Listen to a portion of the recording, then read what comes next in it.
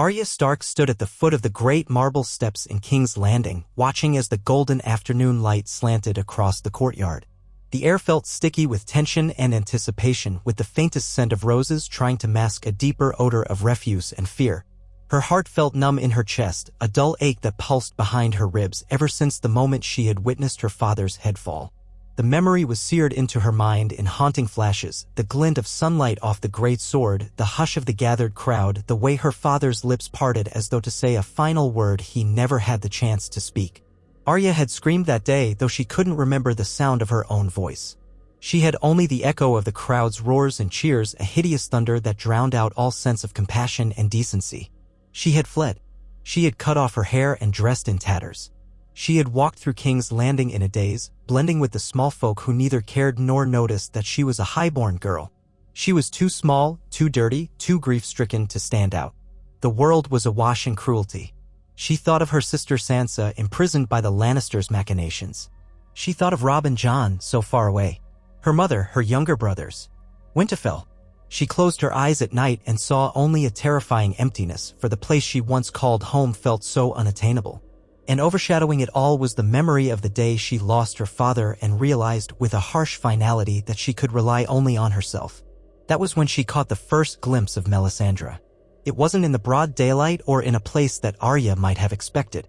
She saw the Red Woman at the edge of an alley near Flea Bottom just as twilight was bleeding into night. Arya was trying to find a safe place to hide, and something about the woman's presence drew her eye. The woman wore a cloak of thick crimson cloth trimmed with gold, a hood draped over her hair. The shadows of the alley played strangely about her face, as though the flickering torchlight on the street corner had a will of its own. Her eyes, a dark, fiery hue, had caught Arya's in a single moment that sent a ripple of cold and something else, an odd sense of fascination, through the girl's spine. Arya tried to duck away, fearing to be recognized, yet something stayed her feet. The woman lifted a pale hand, almost beckoning. Against her better judgment, Arya found her legs moving forward in hesitant steps. 1,000 questions churned in her young mind. Who was this woman in red? Why did she gaze upon Arya with such intense curiosity? And how had she even noticed Arya, drab and dusty and dressed like a beggar boy? The hooded figure retreated further into the alleyway, and Arya followed until she could smell the smoke of tallow candles somewhere nearby. She tensed, her hand going to the short sword needle that was belted to her side, hidden beneath her clothes. The woman's presence disturbed her, yet she also felt some inexplicable connection. "I saw you on the steps," the woman said, her voice low and warm, as though talking to an old friend by a hearth. "When the headsman did his duty. You were the young wolf's cub." Arya flinched. "I don't know what you mean," she said, forcing her voice into the rough timbre of a street urchin. The woman drew back her hood, revealing a red gold belt that circled her neck and a wealth of deep auburn hair that shimmered like embers in the torchlight. Her eyes looked unnaturally alive, stirring something in Arya's chest. "I have no desire to see you taken by the Lannisters," she continued. "In truth, I believe you have a destiny quite different from the one you think awaits you." Arya wanted to run. Every sense told her to scramble away, slip into the labyrinth of alleyways that had sheltered her thus far. But something in the woman's voice, in the quiet yet burning conviction she spoke with, pulled her closer. "My father's gone," Arya managed, her voice trembling with the effort to hold back tears. She reminded herself that fear cuts deeper than swords. The Red Woman nodded, stepping a fraction closer, her hand outstretched as if to offer comfort. "I know your pain, child. The Lord of Light has shown me glimpses of what must be. Sometimes he shows me the paths of those touched by the flames. And your path, it will be full of blood and vengeance if you continue as you are. But it can be more." Arya's heart thundered. She had always been restless, longing for a freedom that seemed forever out of reach, especially for a girl of noble birth. She had never felt the gods' presence the way her sister might have, never quite believed in the old gods or the new. But she could not deny that this woman emanated a peculiar strength and commanded an unsettling power. They stared at each other, the hush of the alley pressing in. Melisandre's breath curled in the cold air, though the night was not especially chilly. Everything about her was tinged with that deep red. Arya felt as though she stood on the threshold of a massive door with no idea what lay beyond it. "Why are you watching me?" Arya asked. "Because I saw the blood of kings in your veins," Melisandre replied. "Because I saw the shadows that haunt you.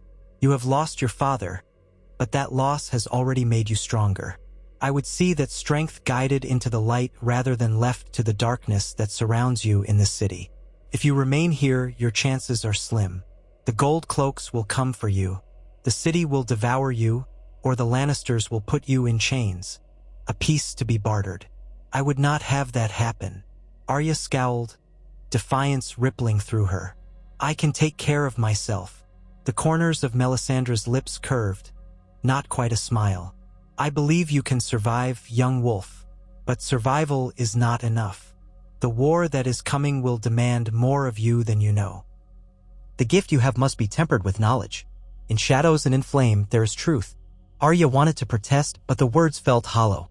She remembered the emptiness of her days, drifting through the city, sleeping in stables or under wagons, stealing stale bread and half-rotten vegetables just to keep her belly from aching. She remembered the list of names she whispered each night before sleep, that litany of vengeance: Cersei, Joffrey, Island Pain, Marentrant. The rage fueled her, but she had no idea how to channel it beyond the needle she clutched. For a moment, she allowed herself to imagine a different path. The idea both frightened and exhilarated her. Melisandre's voice was lilting, almost gentle. "I serve the Lord of Light. He shows me visions in the flames, warnings of the terror that gathers in the north. You and I, we walk in different worlds, but your soul burns bright. You will never be content to remain small. Not if given a chance to grow." Arya licked her lips, tasting the salt of tears she refused to shed. "What do you want me to do?" "I want you to come with me," Melisandre said, her tone serene and confident. "Leave the city. Learn what I can teach you. You can go your own way afterward if you wish. But if you stay here, I fear you may never make it back to your true home." Arya's eyes stung at the mention of home. Winterfell seemed impossibly far away, behind a wall of war and confusion. 1,000 regrets tugged at her heart. But she remembered her father's voice: "When the snows fall and the white winds blow, the lone wolf dies, but the pack survives." She had lost too much to let fear rule her. Her father would have wanted her to be safe, to be strong. She tightened her grip on Needle and nodded, once curtly. "I'll go with you. But I'm not swearing loyalty." "I don't swear to any gods," but she caught herself. She thought of the old gods at Winterfell, the heart tree and the godwood. "I don't even know what I believe, but I can learn." Melisandre nodded as though she had expected no less. "You will see, child. In time, you will find the truths you seek." She drew her hood up again, and from beneath the folds of her cloak she took out a small pouch. "Tonight, we leave by the Dragon Gate. It will be easier under cover of darkness. Until then, keep your head low. Meet me at the gate when the moon is at its highest." Arya watched as the Red Priestess glided away, slipping into the tapestry of King's Landing as easily as a shadow in the night. She felt unsteady, as though the ground might tilt beneath her feet. But she knew she had made her choice. She had nowhere else to go. She didn't trust Melisandre, not wholly. But she trusted that this woman wanted something from her, something that did not involve handing her over to the Lannisters. And for now, that was enough. She arrived at the Dragon Gate just as the moon was cresting the black silhouette of the city walls. Her heart hammered in her chest, worried that each step might bring her face to face with a gold cloak, or that the gates would be locked and she would find her new ally gone. But the gate was open, and Melisandre stood by a small wagon drawn by a pair of horses, one chestnut and the other a pale mare. The priestess exchanged a few coins with the guards on duty, who shrugged and allowed them passage. Arya kept her hood drawn low, hoping her small stature would make her look like little more than a servant. She said nothing during the journey eastward, perched on a narrow seat beside Melisandre, whose eyes seemed to glow with an inner fire in the moonlight. Arya fought to keep herself awake, but eventually succumbed to the endless rocking of the wagon and the rhythmic clop of the horses. She drifted into uneasy dreams, flashes of her father's face and the Red Keep's stony courtyard, then images of swirling flames and a pair of burning eyes watching her from within a deep darkness. When she jerked awake, the sun was rising and the wagon was winding its way northward beyond the Crownlands. The city was a distant memory now, and a part of her couldn't help but feel relieved to have left it behind. Though she would have once dreamed of heading straight to the north to find her mother and brothers, fate had taken another turn. As the days passed, Arya discovered that Melisandre had a particular destination in mind, a small red temple nestled somewhere east of the King's Road. It was not large like the grand temples rumored to stand in Volantis or Lys, but it was a sanctuary for priests and priestesses devoted to the Lord of Light. They traveled mostly in silence, stopping at inns where Melisandre's gold proved good enough to buy them beds and food. Arya noticed that the red woman barely ate, sometimes she only sipped spiced wine or plain water. At night, Melisandre would recite prayers to her fire god, staring into the flames of the hearth or a campfire with an intensity that unsettled Arya. On the 5th night of their journey, they set up camp in a sparse woodland. Melisandre started a small fire, stirring it with a stick until the embers glowed bright. Arya sat a few steps away, hugging her knees, her breath turning to mist in the cool air. "Are you just going to stare at it all night?" Arya asked, her impatience finally surfacing. A wave of anger fluttered inside her, remembering the day on the steps, remembering how little she understood of all that had been taken from her. "What do you see in the flames, anyway?" Melisandre's gaze flicked to Arya. "A great many things. Glimpses of what was, of what might be, of what must never come to pass." Arya rolled her eyes. "You talk in riddles." The red woman's lips quirked in mild amusement. "It must seem that way to you. I suppose it's not unlike the swords you see carried by knights and soldiers. If you had never held a sword, you wouldn't immediately know how to use it. Interpreting the flames is a skill like any other. It demands discipline, patience." She paused. "But you have never lacked for patience, have you, Arya Stark? You waited for your father in the Sept. You waited for a chance to prove yourself when no one thought you fit for swordplay. You waited in the shadows after he died." Arya swallowed, remembering the days she spent, how each passing hour had felt like a slow drip of dread. "I'm tired of waiting. I want to do something." "There will be plenty for you to do, child," Melisandre said softly. She studied Arya's face for a moment, and the reflection of the flames danced across her own features. "You have a warrior's heart, and I believe, in time, you may also have a fire burning within you. A desire for justice." Arya's hands tightened on her knees. "Justice? That's not the word I'd use for what I want. I want them to pay. The ones who killed my father, who hurt my family. Is that justice? Or vengeance? Sometimes the two are not so different." Melisandre reached into the pocket of her cloak and pulled out a small vial. "There is an art to harnessing what is within you. The red priests and priestesses learn to focus our will, to pray to Lawler for guidance, for the power to drive away darkness. We learn to light the flames of truth in a world that would be swallowed by ice and night if left unchecked." Arya blinked. How do you do that?" Melisandre uncorked the vial, pouring a few drops of thick, perfumed oil onto the campfire. The flames shot higher, swirling in brilliant oranges and reds that cast dancing shadows on the trees. A pungent scent filled the air, something like myrrh and hot metal. For an instant, Arya thought she saw a face form in the flames, an outline of stern features, lips parted in silent command. Then it was gone. "I can teach you some of it," Melisandre said, "but it will not come easily. You must open your heart to the Lord of Light, speak the words of prayer, and truly let the fire guide you. For some, it is natural. For others, it requires endless devotion." She breathed in the hot, scented air. "In you, child, I see the seeds of that devotion. Whether you will let them grow, I cannot say." Arya exhaled, scowling at her. "I'm not a child. You are a girl, younger than most who set foot upon this path. But that can be your advantage as well. You can learn without the hardened cynicism of older minds." Arya thought of all she had endured, how the city had seemed to devour her childhood in a single stroke of the executioner's blade.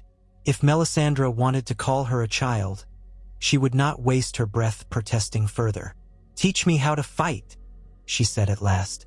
Melisandre's eyes burned like coals. "I will. But fighting is not only steel against steel. The greatest battle is the one we wage against the darkness in our souls. We must learn to master that darkness, to let the flames of the Red God burn it away." She placed the vial aside. "There are incantations and prayers, rites that must be observed. I will show you all of these things. In time." "In time," Arya echoed, a note of impatience in her voice. She dug her fingers into the dirt, recalling how swiftly her life had changed. Each day brought new revelations of how little she truly understood the world, If Melisandre's path meant regaining some control, she would endure the riddles and the prayers. They traveled for another 2 weeks, crossing through small villages and farmland. Arya's eyes constantly scanned the horizon for any sign of Lannister patrols, but it seemed the war had not yet touched these regions so heavily. They passed wandering merchants, farmers driving carts of produce, and occasional bands of travelers seeking safety in numbers. The presence of Melisandre with her distinctive red robes drew curious looks, but no one dared approach them with suspicion once the priestess offered kind words or a small blessing. Arya watched with interest, noting the mixture of awe and wariness in the faces of the common folk. Finally, one morning they crested a gentle rise and beheld the Red Temple. It was nothing like the large steps Arya was used to seeing in Westeros, nor did it resemble the simple wooden structures she might have expected. Built of pale stone, the temple gleamed in the sunlight. Red banners hung from tall wooden posts, embroidered with a golden silhouette of a rising flame. At the entrance stood a pair of devotees clad in robes of a more muted crimson than Melisandre's, who nodded respectfully as they approached. Inside, the main chamber was warm, lit primarily by rows of tall candles. At the far end was a statue carved from some glossy black rock, depicting a tall figure robed in flames. A large brazier burned at the statue's feet, sending up a steady plume of smoke and filling the chamber with the pungent scent of spiced incense. People wandered here and there, murmuring prayers or kneeling on red cushions. Arya's heart pounded in her chest. She felt as though she had stepped into a dream, a place both alien and somehow familiar. "Come," Melisandre said, guiding Arya into a side corridor. "You will have a small room here, a place to sleep, to study. There are others, priests, acolytes, who will help you begin your instruction." Arya's room was sparse, a straw pallet, a small table, a single flickering lantern. She might have complained once, but after her time on the run, it felt safe. The walls were solid, there was a door she could lock, and the temple's inhabitants seemed disinclined to trouble her. That first night, Arya lay awake on the straw pallet, listening to the low chants echoing from the main chamber. Strange words in a foreign tongue, carrying a cadence that stirred something in her blood. She thought about her mother, about Robb, Bran, Rickon, and even Sansa. Would they even recognize her now? She had changed so much, and she was about to change even more. In the days that followed, she rose at dawn to attend lessons with an older priest named Thuras, an unkempt man with a thick beard who loved his wine and spoke with a faint accent. He called himself Thuras of Myr, and he had once served as a court red priest in King's Landing before falling out of favor. Now he served as an itinerant teacher here, as well as a fierce warrior when need be. He showed Arya how to light the sacred fire, how to stoke it with the special oils and utter the prayers that awakened the Red God's attention. The words felt unfamiliar on her tongue, but she repeated them nonetheless, each syllable carrying a strange power. In the afternoons, Melisandre herself would instruct Arya.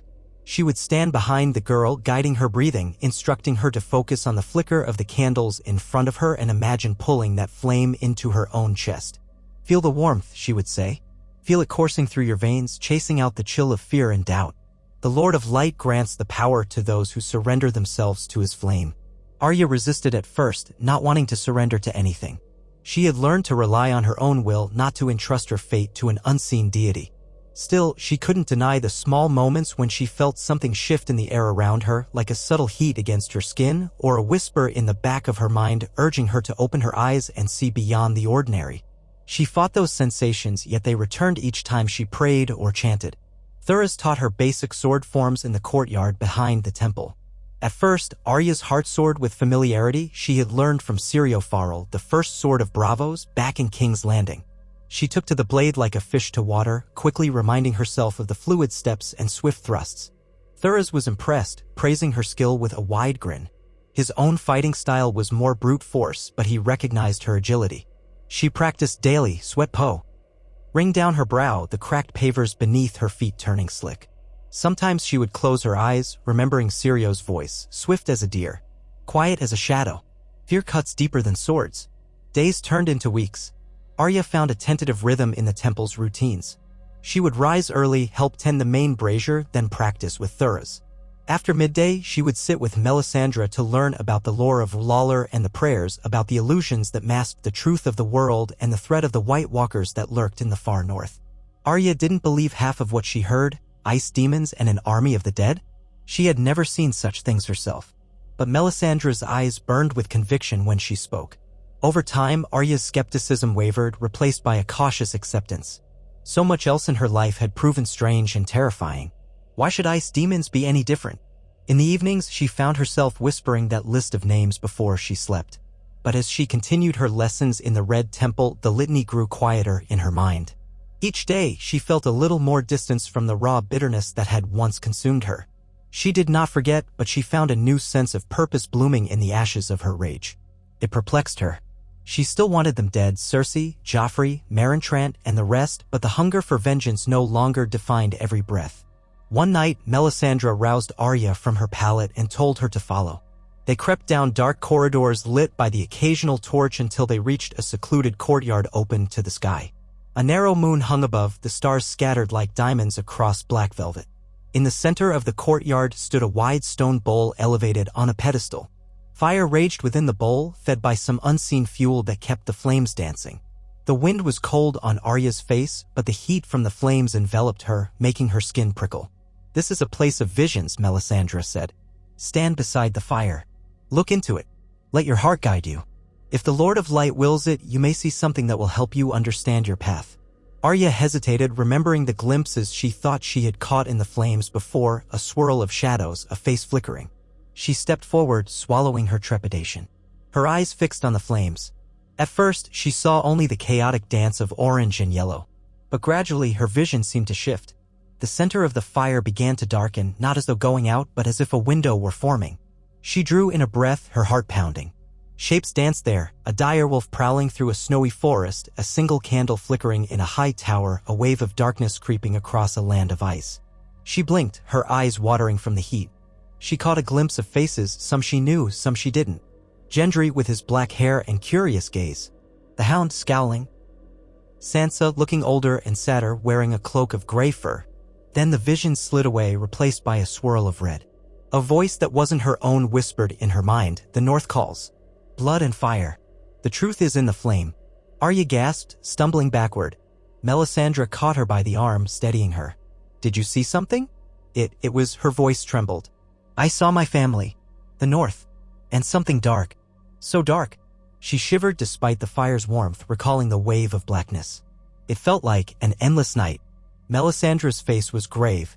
"There are perils beyond your imagining. The war in the south is but a petty squabble compared to what gathers in the far north. The cold winds rise and the White Walkers stir.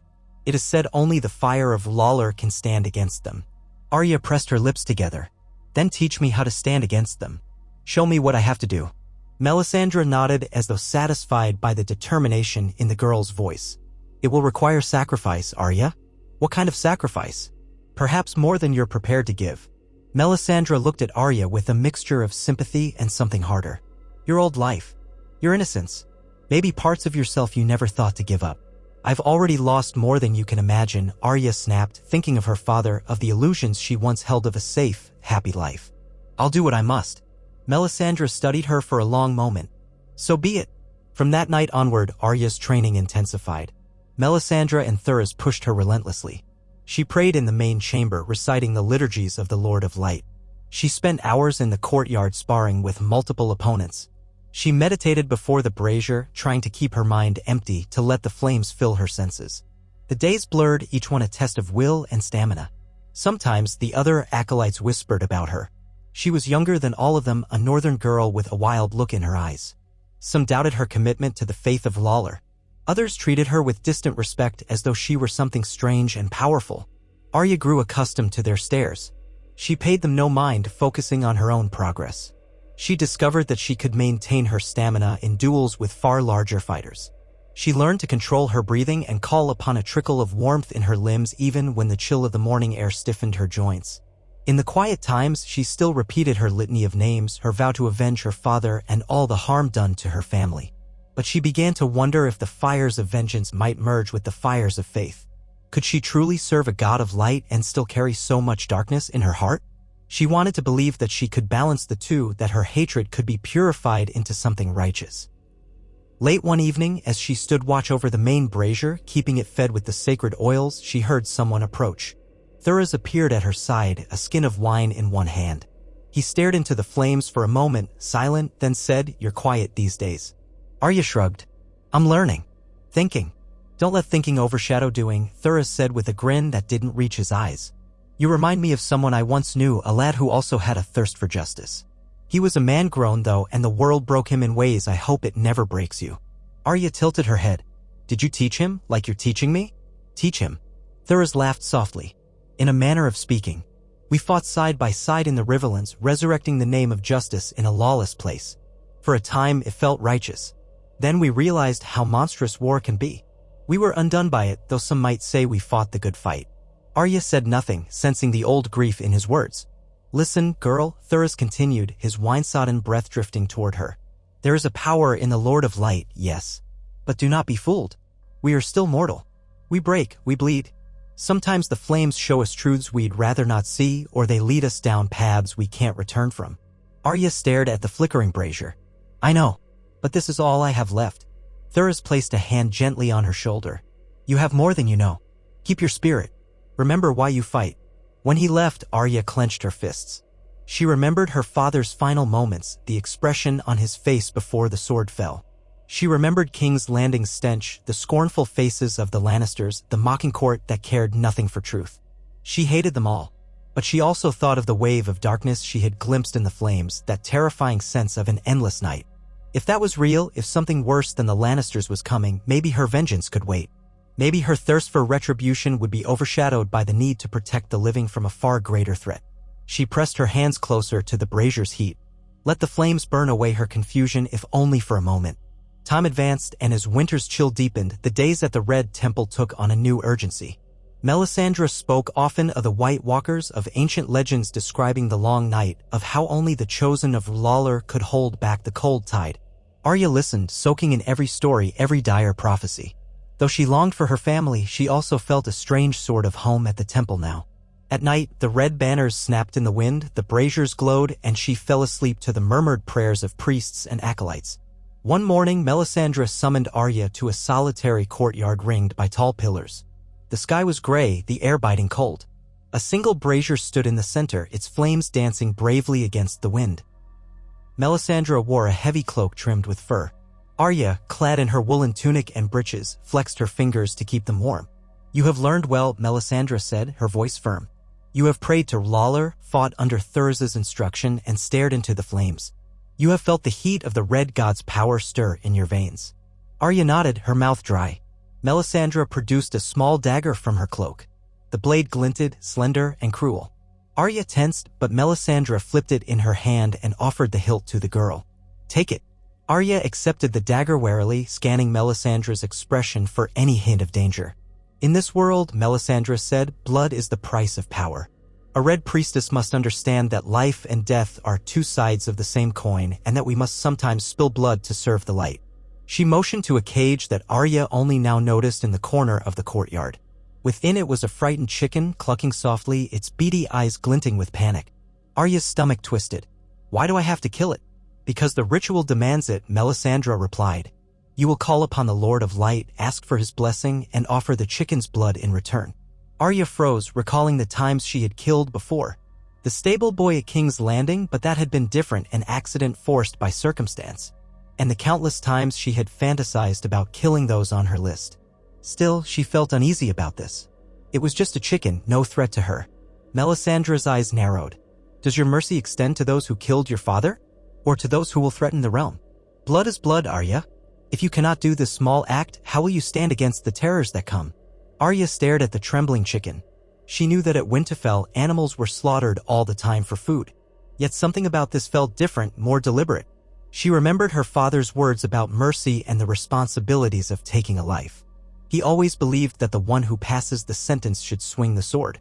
In a sense, she was passing a sentence now for the sake of a ritual she did not fully understand. Would this truly help her protect the North, avenge her father? Setting her jaw, Arya stepped forward. She reached for the small latch on the cage and opened it, ignoring the frantic fluttering. She clutched the squawking bird, feeling its tiny heart hammer against her palm, and placed it on the stone floor by the brazier. Melisandre began chanting in that foreign tongue, her voice rising and falling with an eerie resonance. Arya looked into the flames, remembering the warmth she had called upon in her training. She tried to feel it now, summoning the fire in her own chest. She raised the dagger. Her heart thundered in her ears. In one swift motion, she cut the bird's throat. The chicken let out a final cry. Blood spattered across the stones, bright against the gray morning. Arya's stomach churned, but she did not flinch. She completed the act. Melisandre continued chanting, scooping some of the blood into a small bowl. She dripped it over the brazier's flames, which roared higher for a moment, casting a deep red glow across Arya's face. You have offered blood to the Lord of Light. May he bless you in the battles to come. Arya wiped the dagger on her tunic, breathing hard. She felt a tremor pass through her body, a surge of something that might have been power or revulsion. This was her life now. Training, praying, spilling blood for a god she was not sure she believed in. But something in her chest whispered that this path was necessary, that each drop of blood was another step away from the helpless girl who had watched her father die. She set the dagger aside, struggling to steady her breathing. Melisandre placed a hand on her shoulder. Well done. In the coming months, Arya repeated similar rites, always with small animals, chickens, rabbits, once a goat. With each ritual, she felt a strange mixture of guilt and resolve. She told herself that it was a lesser cruelty for the sake of learning to wield a greater power. She told herself that if she could not kill a goat for a ritual, how would she kill the monsters that threatened her world? Still, the rituals weighed on her soul, a darkness that curled around the edges of her mind. One particularly frigid night, as she knelt in the temple's main chamber, chanting the evening prayers in her still clumsy High Valyrian, she heard the door open behind her. Footsteps approached. She glanced back to see an acolyte, face pale, eyes wide with shock and worry. Arya, the acolyte whispered. Melisandre wants you at the front gate.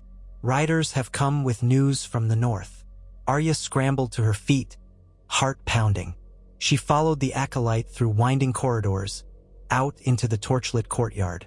There, just inside the gate, stood Melisandre speaking to a hooded man who wore furs dusted with snow. The man's face was lined with worry. As Arya approached, she heard snatches of conversation. Robb Stark, battles in the Riverlands, mother captive, the Lord of the Dreadfort. Your brother Winter is truly coming. Her chest constricted. She recognized the name of her brother, Robb, the king in the north. She rushed forward. What happened? Is my brother all right? The hooded man turned to her, eyes somber. He removed his hood, revealing gray-streaked hair. His voice shook. I come from Riverrun. Word is that your brother, King Robb, fights on, but the losses are heavy. Your mother is taken by the frays. There are rumors of betrayals, of something called the Red Wedding. Arya's breath caught, her stomach lurching. She thought she might be sick. She had heard the word wedding, and from the man's somber tone she sensed unimaginable tragedy. My mother? She's captive? She swallowed, feeling tears burn in her eyes. And Robb? The man shook his head. They say he's dead. Arya's knees nearly buckled. She grasped the courtyard stone wall for support, her heart pounding so hard she thought it might burst. Robb dead? How was that possible? He was a great warrior, a natural leader, her elder brother who had marched south to avenge their father. The man's voice swam in her ears. The twins, Walder Frey, betrayal during the feast. She wanted to scream, to rage at the sky, but the horror was too vast for her mind to contain. The temple courtyard spun around her. She clenched her jaw, focusing on the flickering torch beside her. She would not faint. She would not cry out. Anguish and fury warred within her until she felt hollow, as though a piece of her had just been ripped away. Melisandre's voice cut through the haze. I am sorry, child. Arya turned to the Red Priestess, her eyes brimming with tears of fury. You said I had a destiny. You said your flames showed you, and now my brother is dead. What good is any of this if I can't save my family? Melisandre's expression was inscrutable. War is cruel. Even the chosen of the Lord of Light cannot prevent every tragedy. Arya's hands trembled. The list of names raged in her mind. Walder Frey, Tywin Lannister, Roose Bolton, everyone who had betrayed her family. She looked at the brazier near the gate, the fire dancing in the darkness, and she felt no warmth.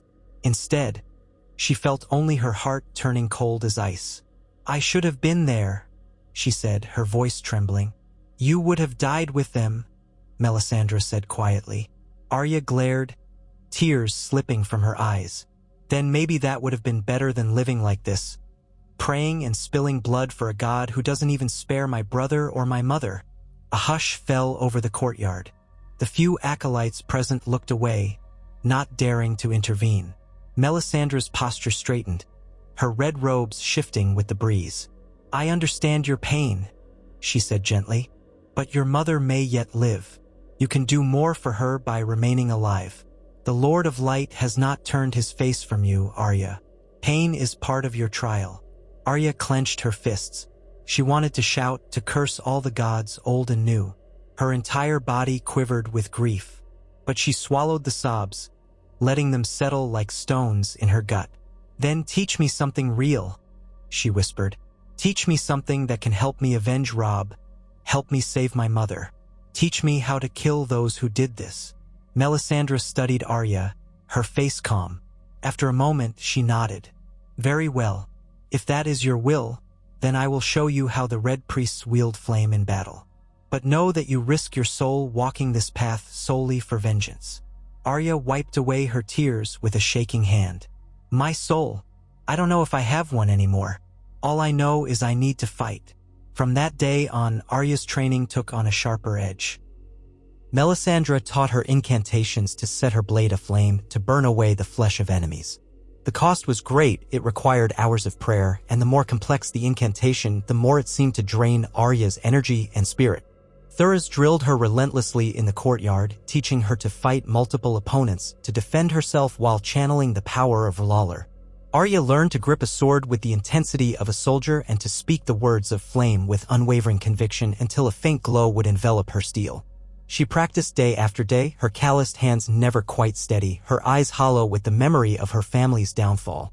In the corner of the temple, she sometimes saw her reflection in a polished brass mirror. Her hair had grown out slightly, but she still kept it short for convenience. Her eyes looked fiercer, older. Her posture was erect, yet she noticed the hollowness in her cheeks, the shadows beneath her eyes. The innocent girl who once tried to chase cats in the Red Keep was gone. In her place stood a budding Red Priestess with a blade in hand and a heart simmering with rage. Occasionally, she would sense a faint warmth deep within her, as though a small ember glowed beneath her ribcage. She could stoke it with prayer, with the memory of the chicken sacrifices and the incantations Melisandre taught. She wondered if this was how others wielded magic, if it was truly the presence of a god's power, or simply a reflection of her own burning spirit. Either way, it fueled her, pushing her beyond her limits. As the months wore on, Melisandre whispered of events in the wider realm. Joffrey Baratheon was dead, poisoned at his own wedding feast. The War of the Five Kings raged on in pockets, though the North was largely under the control of Bolton men. Roose Bolton had taken the title of Warden of the North. Stannis Baratheon, whom Melisandre had once served more closely, was said to be gathering forces at the Wall to stand against the White Walkers. Arya listened, her heart torn between the desire to rush north to fight alongside her remaining kin and the recognition that her training was not yet complete. She needed mastery if she was to face the Boltons, the Freys, or any who stood in her way. Thuras occasionally offered a gentler perspective, reminding Arya that they fought for the living, for those who could still be saved. He told her that vengeance was a crooked path, and that if she followed it blindly, she might become something she despised. Arya sometimes heard his words in the back of her mind, but the image of Robb's death overshadowed them. She could not forget the betrayal of the Freys or the monstrous cruelty of House Bolton. On a moonless night, Melisandre took Arya to a secluded chamber beneath the temple, a place of ancient stone walls etched with symbols of flame. There, a single torch guttered in the stale air, casting flickering patterns across the walls. "Place your hand in the flame," Melisandre instructed, lighting a small iron brazier. Arya hesitated, but she had come too far to balk now. Taking a deep breath, she extended her hand. The fire licked at her skin, and though she felt the burn, she kept her hand there, chanting a prayer to R'hllor. Melisandre guided her words, urging her to feel the heat as something comforting rather than destructive. Arya's teeth clenched, sweat beading on her brow, but she held her hand steady. Slowly, incredibly, the searing pain receded to a dull ache. When she pulled her hand away, the skin was reddened, but not blistered. It felt like the flame had accepted her, if only a little. Melisandre smiled. You see, the fire can burn away your fear. In time, you may learn to endure even greater flames. Arya stared at her trembling hand. For a moment, she felt an unsettling thrill, a sense of triumph. So I can't be harmed by fire? You are not immune to it entirely, Melisandre warned. But your faith, your determination, can grant you a measure of protection. The stronger your connection to Lawler, the greater your ability to resist the bite of flames. Arya nodded, exhaling. She remembered the wave of darkness she had glimpsed. If she could command fire, maybe she could hold it back. Maybe she could also burn the Boltons and the Freys to ash. The thought chilled her as much as it comforted her, a paradox of wanting to serve the living while also craving retribution. In the nights that followed, Arya stood by the main brazier again, looking into the flames in search of visions. She saw fragments, gray walls rising from snow, a pack of wolves racing across the frozen waste, a shadow crowned with ice. Sometimes she saw a flicker of her mother's face, tear-streaked and in chains, only to have it vanish into the swirling embers. Each time, the sight left her trembling. Then, one evening near the cusp of spring, a rider arrived at the temple, a man from the Night's Watch, seeking aid. He spoke urgently with Melisandre, telling her that the White Walkers had been seen beyond the wall, that wildlings were fleeing, and that Stannis Baratheon was calling all loyal followers of Lawler to join him in the war against the true enemy. Arya felt a surge of longing. The wall was close to Winterfell, close to everything she had lost. Perhaps she could find her mother or avenge her brother on the way. Melisandre turned to Arya. It is time. Time for what? Arya asked, heart-pounding. To go north. To face the coming darkness. The Red Priestess's eyes glowed with a fierce light. That is our true purpose. That is the reason the Lord of Light called me and why you stand with me now. Arya clenched her fists, half in excitement, half in apprehension. She had grown accustomed to the temple's routines, to practicing her sword forms with thuras and whispering incantations under Melisandre's watchful eye. But she had never forgotten her real goal, to return to the north, to see Winterfell once more, to punish the traitors who destroyed her family. If the path to do so meant walking among the Red Priests in a grand campaign against a mythical threat, so be it. She would carry her sword and her faith with her. Before dawn the next day, she gathered her few possessions: needle, the dagger Melisandre had given her, a set of spare clothes, and a cloak lined with fur. She strapped on a belt of vials and pouches containing the sacred oils and powders she had learned to use in the temple's rituals. Thuras, leaning against a pillar, watched her with a melancholy smile. So this is it. Off to save the world from ice and death. Arya nodded, swallowing hard. Will you come? He shook his head. I have other tasks here. Others who need guidance, prayers that need saying. But perhaps we'll meet again. The north is a big place though. And the war, it has a way of scattering people. She hesitated, then stepped forward and embraced him awkwardly. Thuras patted her back, ruffling her short hair. Be careful, girl. And remember, there's more to living than killing. A lump rose in Arya's throat. She recalled his words about vengeance leading one astray. I'll try to remember. She found Melisandre at the temple gate, mounted on a tall palfrey clad in crimson barding. A group of red acolytes accompanied her on horseback, somber faces set with resolve. They had enough supplies for the journey, though the roads would still be perilous. The hooded man from the Night's Watch, who introduced himself as Jansen, rode at the front, leading them north. As they departed, a hush fell over the temple grounds, with only the snap of the red banners overhead. Arya felt a pang of nostalgia for a place that had become a home of sorts, even if it was built on a faith she still half doubted. She turned her gaze forward, telling herself that she was ready for what lay ahead. The journey north took them along the King's Road.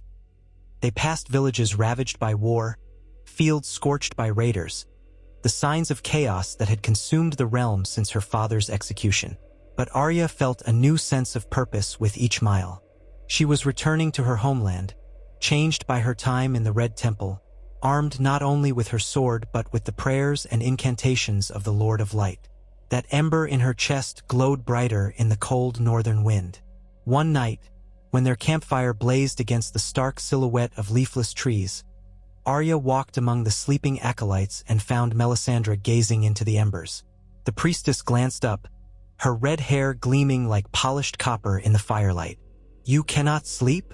Arya shook her head, folding her arms. The night was eerily quiet, with only the soft hiss of the wind. "I keep thinking about my mother. If she's still alive, maybe I can save her. I wonder if she's somewhere near the north." Melisandre motioned for Arya to sit beside her. "The flames have shown me many things. I have not seen your mother's death. That alone is reason for hope." Arya swallowed, forcing herself to speak the question that had haunted her for weeks. "Rob's death. Why didn't you see that coming? Why didn't the flames warn you so we could prevent it?" A trace of sadness flickered in Melisandre's gaze. "I do not see everything. The flames can be fickle. Some events are shrouded, hidden by the wills of other powers, or by the shadows we cast ourselves. I am sorry for your loss." Arya clenched her jaw. "He was my brother, the best brother I could have asked for." Melisandre nodded, her voice softer. "I know. Grief can fuel us or break us. Let it fuel you, Arya Stark, and let the fire guide you instead of destroying you." Arya sat with that thought for a while, staring into the flames. She thought of the list of names, the vow she had made to avenge her family. Could she truly serve some greater good while still harboring so much hatred? Or would the hatred eventually devour her from within? She didn't know, but for now, she needed it, needed that cold fury to keep her moving forward. At last, they were nearing Moat Cailin, the ancient stronghold that guarded the entrance to the north. The marshy terrain made travel slow and miserable. Rain fell constantly, turning the ground into a mire. The acolytes complained, their crimson cloaks splattered with mud. But Melisandre pressed on, and Arya followed, teeth clenched against the clammy cold seeping through her clothes. On the final stretch of the journey, Jansen pointed out crows circling overhead. "Scavengers," he muttered. "Something must have died in the bog." Arya scanned the horizon, her heart beating faster at the realization that they were so close to the north. She could see the faint outline of Moat Cailin's ruined towers rising in the distance, black against a gunmetal sky. Beyond those ruins lay the true north and Winterfell. She wondered if the old castle still stood, if the Bolton banners truly flew over her family's ancestral home. A surge of bitter anger rose in her throat at the thought of that flayed man's sigil. They pressed on, and soon a rank odor filled the air. The group halted when they found a makeshift camp, or what remained of it, strewn across the bog. Corpses lay half-submerged in the mud, their skin pale and marbled. The unmistakable evidence of battle scarred the terrain. Broken weapons toppled tents, footprints churned into the muck. Jansen dismounted to examine a shield lying discarded. He grimaced at the sigil, a flayed man on a field of pink. "Boltons," he hissed. Arya dismounted, heart in her throat, stepping gingerly around the dead men. "But who killed them?" Melisandre knelt by one of the corpses. The man's eyes were wide in horror, his mouth twisted in a silent scream. "Look at the wounds," the Red Priestess said, pulling back the torn fabric of his jerkin. There was no sign of a typical sword strike or arrow. Instead, the flesh looked as though it had been slashed open by something ragged and sharp, yet not quite a blade. Arya saw deep gouges, almost like claw marks. Jansen drew his own sword, scanning the perimeter. "Wild animals?" One of the acolytes shook his head, pale. "It doesn't look like an animal did this. It's too savage." Arya felt a chill trickle down her spine. She remembered the stories of the White Walkers, the undead wights they commanded. But she saw no sign of frost or ice here, no clue that the others had passed this way. Then again, she remembered that wave of darkness, how she had seen visions of death in the north. Perhaps this was a piece of that terror. Melisandre rose, her eyes flashing with grim purpose. "We cannot linger here, but let this serve as a warning. The Boltons may be your enemies, Arya, but there are worse dangers even for them." She nodded at Jansen. "Lead on. We should reach Moat Cailin by nightfall." They continued, the tension in the group palpable. Arya gripped Needle's hilt, imagining the day she might drive the blade through the heart of Roose Bolton or his bastard son. Ramsay, rumored to be a sadistic monster, let the White Walkers come for them for all she cared, but she wanted the chance to face them herself first. Near sunset, they arrived at Moat Cailin. The ancient fortress was as ruined and waterlogged as Arya remembered from tales. Broken walls jutted from the marsh, watchtowers half collapsed. The only approach was a raised causeway, slick with mud and standing water. Tattered Bolton flags drooped from a few stakes, but the stronghold looked abandoned. The travelers approached cautiously, weapons drawn, but found no living soldiers. Only more corpses, rotting in the stagnant pools. The stench was overwhelming. Arya covered her nose, stepping around a severed limb that had washed into the causeway. Jansen, grim-faced, inspected the main gate. It hung ajar, the iron portcullis twisted off its track. Whatever had attacked these men had done so with brutal force. Melisandre's voice echoed, "This is ill news. If we do not find safe passage here, traveling further north will be perilous."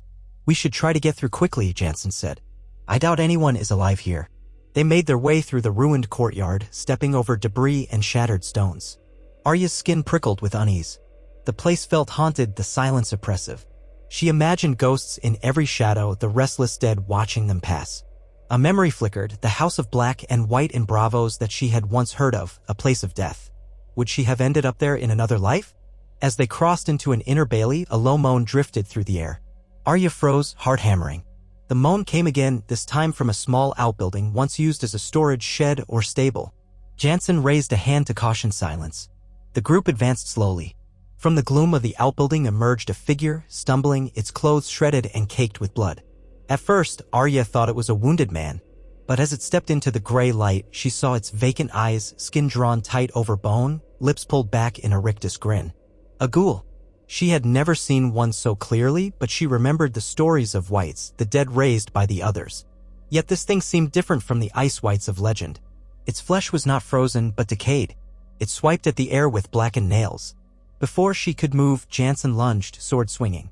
He decapitated the creature in one swift blow. The corpse dropped to the ground, twitching. Arya's stomach lurched. The reek of decay doubled. Another moan sounded. Then another. Suddenly, more figures stumbled forth from the outbuilding. Men and women, all in various states of decay, their eyes lifeless, their mouths contorted. They advanced with jerky motions. "Light the flames," Melisandre commanded, her voice ringing with authority. Arya fumbled at her belt for the vial of sacred oil. Her heart hammered. She recalled the incantation for a flaming blade, the one Melisandre had forced her to repeat 1,000 times. She uncorked the vial, poured a few drops along Needle's steel, then whispered the prayer in High Valyrian. Her voice trembled, but the memory of her training steadied her, fueling the words with resolve. A spark danced along the sword's surface, igniting the oil. Needle flared with fire, shining bright in the dusk. Arya felt a surge of energy course through her, heat radiating from her grip. She stared at the whites stumbling toward her, and though her heart clenched in fear, she did not back down. "Fear cuts deeper than swords," she told herself.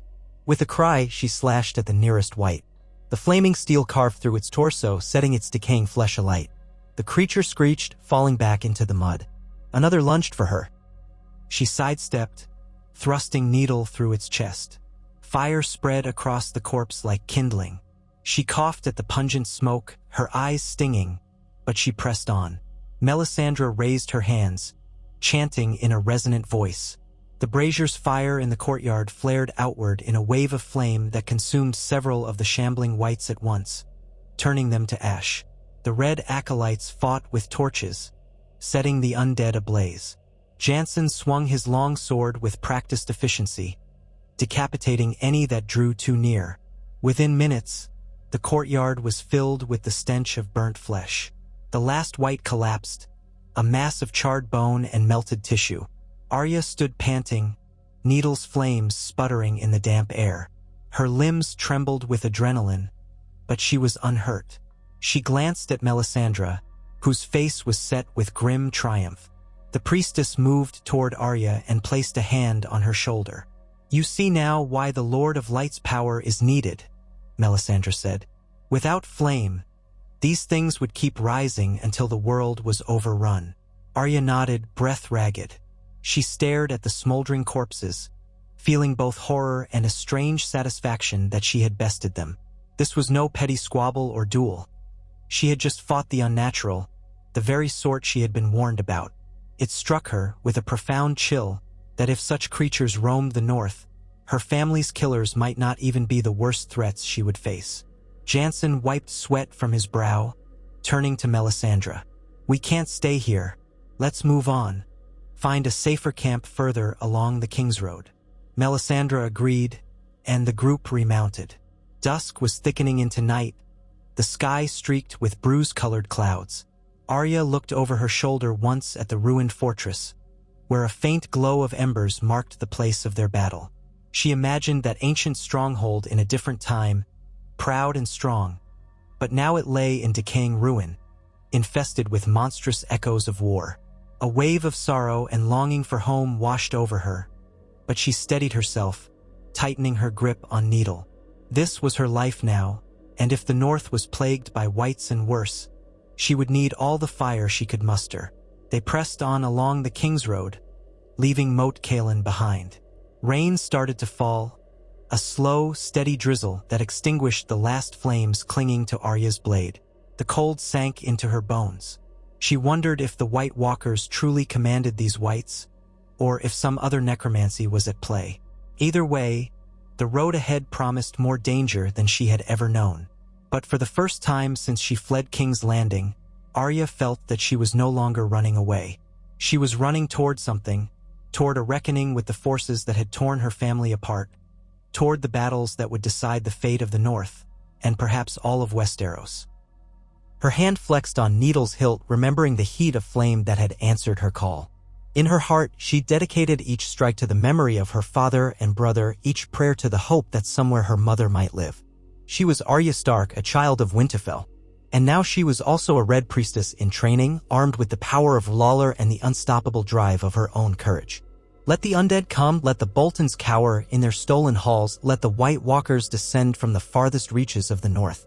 She would meet them all, blade in hand, flames dancing along the steel, her heart alight with a fury that could not be quenched.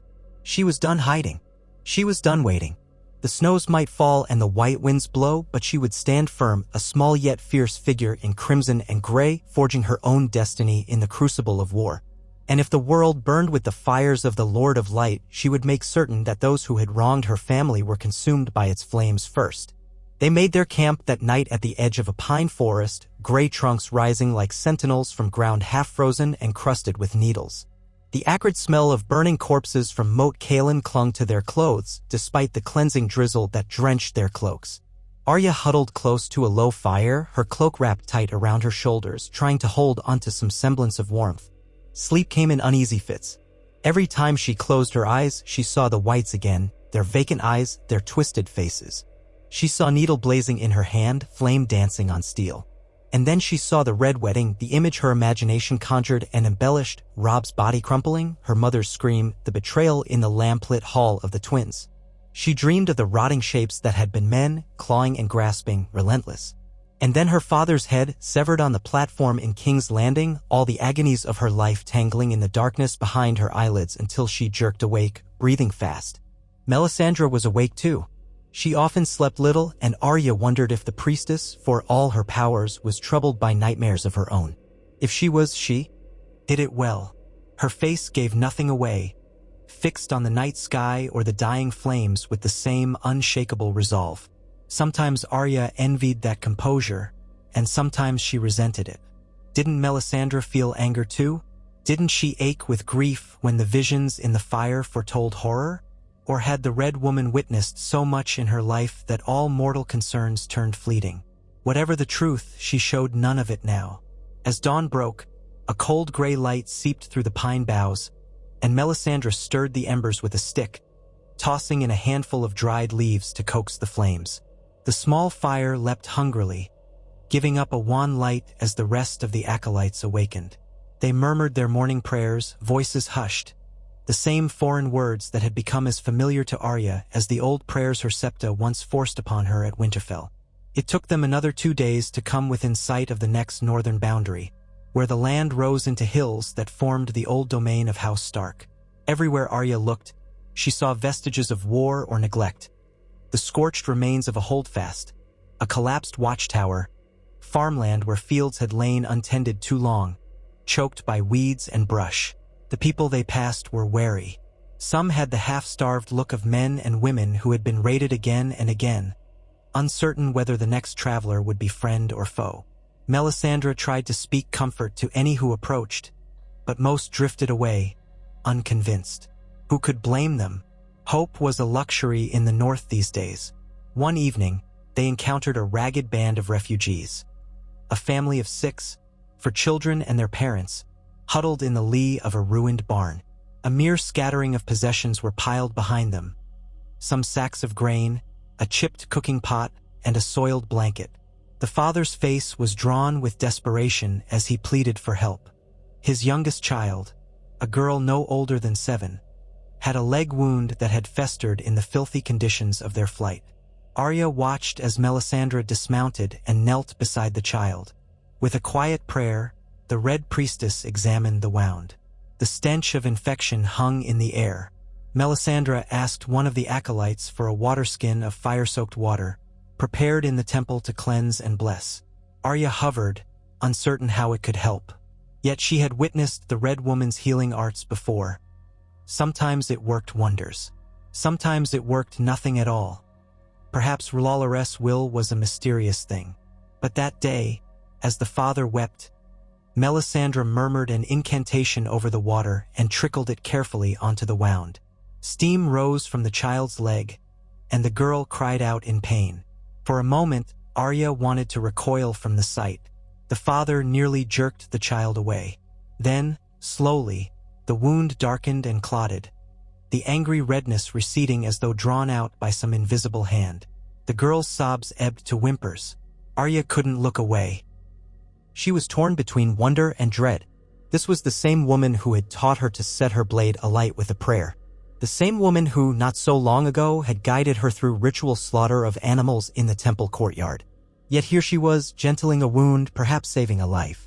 It occurred to Arya that the flames that burned could also bring warmth and healing, that destruction and salvation were both part of the fire's nature. Something about that realization knotted her heart, making her feel both small and vast at once. "Thank you," the mother croaked, voice thick with tears. "Bless you, my lady. Bless you." Melisandre stood, placing a light hand on the child's brow. "Serve the light," she said softly, "and pass on its gift when you can." Her words might have sounded pompous to Arya once, but she saw the genuine relief in the parents' faces. Whether these people would eventually join the worship of R'hllor or simply call it a miracle, it hardly mattered in that moment. A child's life might have been saved. They pressed on the next morning, leaving the family behind with a few supplies to tide them over. Arya found herself glancing at Melisandre more often, wondering how the Red Priestess could embody both the mercy of flame and its raw power to kill. At times, Arya wished she could ask how it felt to hold such power in her hands, but a part of her feared the answer. At last, they reached the outskirts of the Bar Rollins, where rolling hills dotted with ancient barrows and crypts gave the land a gloomy countenance.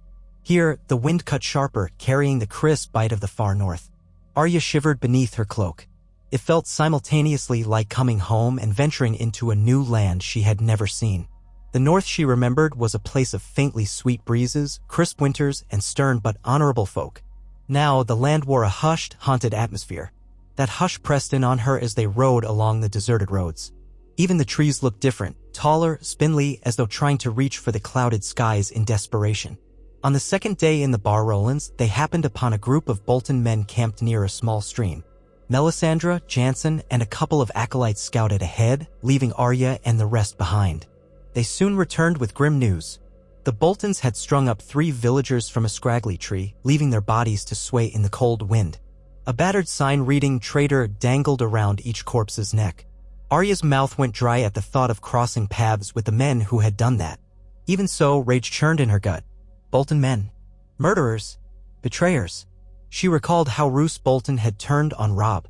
The memory and the sight of the hanged innocents inflamed her sense of anger until she wanted to ride straight into the camp with her sword aflame, cutting them all down. Melisandre's expression was stern as she dissuaded Arya from any rash action. "We are not here to fight every horror we see. We move north to face a greater threat. If we engage them, many of us may die, and for what gain? I promise you, child, their turn will come. Arya swallowed her fury. She was outnumbered and knew it. The path of vengeance ran hot in her veins, but she was no fool. She remembered Thurza's warnings about letting vengeance become her only purpose, how it could overshadow everything else. Gritting her teeth, she agreed to skirt around the Bolton camp, though it grated on her soul to leave those men unpunished. They traveled at night, avoiding main roads, forging through quiet forests and across moors where the wind whistled through the grass like distant screams. Once or twice, they spotted distant campfires that might have been Bolton patrols, but Melisandre guided them around each threat. Arya chafed at the subterfuge. She wanted to strike. She reminded herself that soon, once she had grown in strength, she could do more than just pick off a few soldiers in the dark. She would wait because the real enemy was not these stray patrols. She was heading for the heart of the North. And if the rumors were true, Ramsay Bolton controlled Winterfell. The thought filled her with nausea and fury in equal measure. One crisp morning, they broke camp and found frost coating their bedrolls. Arya huffed clouds of steam with every breath, stamping her feet against the cold. The horses shook their manes, restless but sturdy. Jansen led them onward until he turned in his saddle and made an announcement that set Arya's pulse racing. Before sunset, we should see Winterfell's towers, what remains of them, he said. Reports say the castle is rebuilt enough to house Bolton men, but we don't know how many. Best be on our guard. Arya didn't speak. She felt tears prick at the corners of her eyes, remembering the last time she'd glimpsed Winterfell. She'd been so young, peeking out a carriage window when her father took the family to King's Landing. She recalled stone walls, warm hearths, the smell of the godswood's leaves in the wind. Had it really been so long ago? It felt like another life. She clutched Needle's hilt, her knuckles whitening. This would not be the homecoming she'd once dreamed of. Sure enough, as the day waned, they climbed a gentle rise and saw the castle in the distance. Winterfell's walls loomed dark against the gray sky. Smoke curled from several chimneys, indicating occupation. The massive gate tower looked repaired, but the visible architecture carried scorch marks, and parts of the walls seemed newly rebuilt, the stones a different hue than the older sections. Arya's heart squeezed at the sight. Her family's seat, defiled by traitors. She scanned the parapets but couldn't make out any banners from this distance. She suspected the flayed man of House Bolton hung there in place of the dire wolf of House Stark. That's your home, Melisandre said softly, reining in her mount beside Arya. Does your heart tremble? Arya nodded, her throat tight. It does. Melisandre looked at her thoughtfully. What do you intend to do? Arya forced herself to swallow her anger. We came north for a reason. To join with Stannis, or at least to see what can be done about the others. But this, she gestured at Winterfell, her voice catching. How can I pass by my own home, taken by murderers, and do nothing? The Red Priestess placed a hand on her forearm. Your home is not lost forever. But neither is a rash assault wise. If you ride up to the gates and demand entrance, what do you think will happen? Ramsay Bolton is said to be cruel. Even crueler than his father. He will relish your capture. Arya's mind whirled with half-formed plans, infiltration, disguises, sabotage. She had once learned to blend into the crowd as a gutter rat in King's Landing. Could she do it again here? But Winterfell was on high alert, no doubt. Soldiers patrolled its walls. They would be hunting for spies. The moment they recognized her face. She closed her eyes, inhaling the cold northern air. She thought of her father again, of the lessons he tried to impart about honor, justice, and patience. He would have wanted Winterfell reclaimed, but not at the cost of her life in a foolish attempt. We should go around, she said at last, though the words tasted like ash in her mouth. We can't beat them alone, not now. Maybe once we've joined up with Stannis. Or if the Northern Lords rally again. Melisandre's eyes flickered with an approval tinged with sadness. Wise. They made a wide circuit around Winterfell, giving the castle a wide berth. Even so, from a distance, Arya could see men on the battlements, though the gloom of dusk soon swallowed them. She wondered which of those men might be responsible for unspeakable acts, which might have personally plunged a blade into her brother's loyal bannermen or aided in tormenting her mother. She had to press her lips together so she would not curse them aloud. That night, after they'd settled in a stand of trees a league from Winterfell, Arya couldn't sleep. She stood vigil by the dwindling fire, arms crossed against the cold. At length, Melisandre approached, her crimson robes blending into the darkness except for the faint sheen of embroidered flames. She carried a small clay bowl in one hand and a torch in the other. Without speaking, she set the bowl on a flat rock near Arya's feet and knelt. What's this? Arya asked, her voice taut. A ritual, Melisandre said. You were unsettled. I can feel the turmoil in you. Sometimes, to quiet the storm within, we must make our offerings explicit. Would you like to call upon Lawler to watch over your home? To keep you resolute in what is to come? Arya stared at the bowl, noticing that it contained a thick, dark liquid. Likely blood, though she had no idea from which animal. Along its surface, she glimpsed swirling shapes that might have been flecks of herbs or ground bone. She hesitated. How does that help? Melisandre's voice was gentle. It focuses the mind and harnesses the power of faith.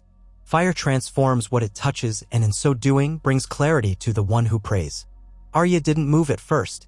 She thought of the day she'd slit the throat of a chicken in the temple courtyard, her revulsion at offering blood for what felt like intangible reward. But the memory of Winterfell's walls seized her. If there was any chance that this ritual might lend her strength or in some small way watch over her ancient home, she was willing to try. She knelt opposite Melisandre, the clay bowl between them. The torchlight danced across the red woman's features, throwing half her face into flickering shadow. Take your dagger, Melisandre said softly. Dip its point into the bowl. Then hold the blade to the flame and speak the words of your prayer. Arya complied, unsheathing the small Valyrian steel dagger Melisandre had once given her. The blade's dark metal glimmered in the torchlight. She pressed it into the bowl, feeling a curious warmth as it pierced the surface of the thick liquid.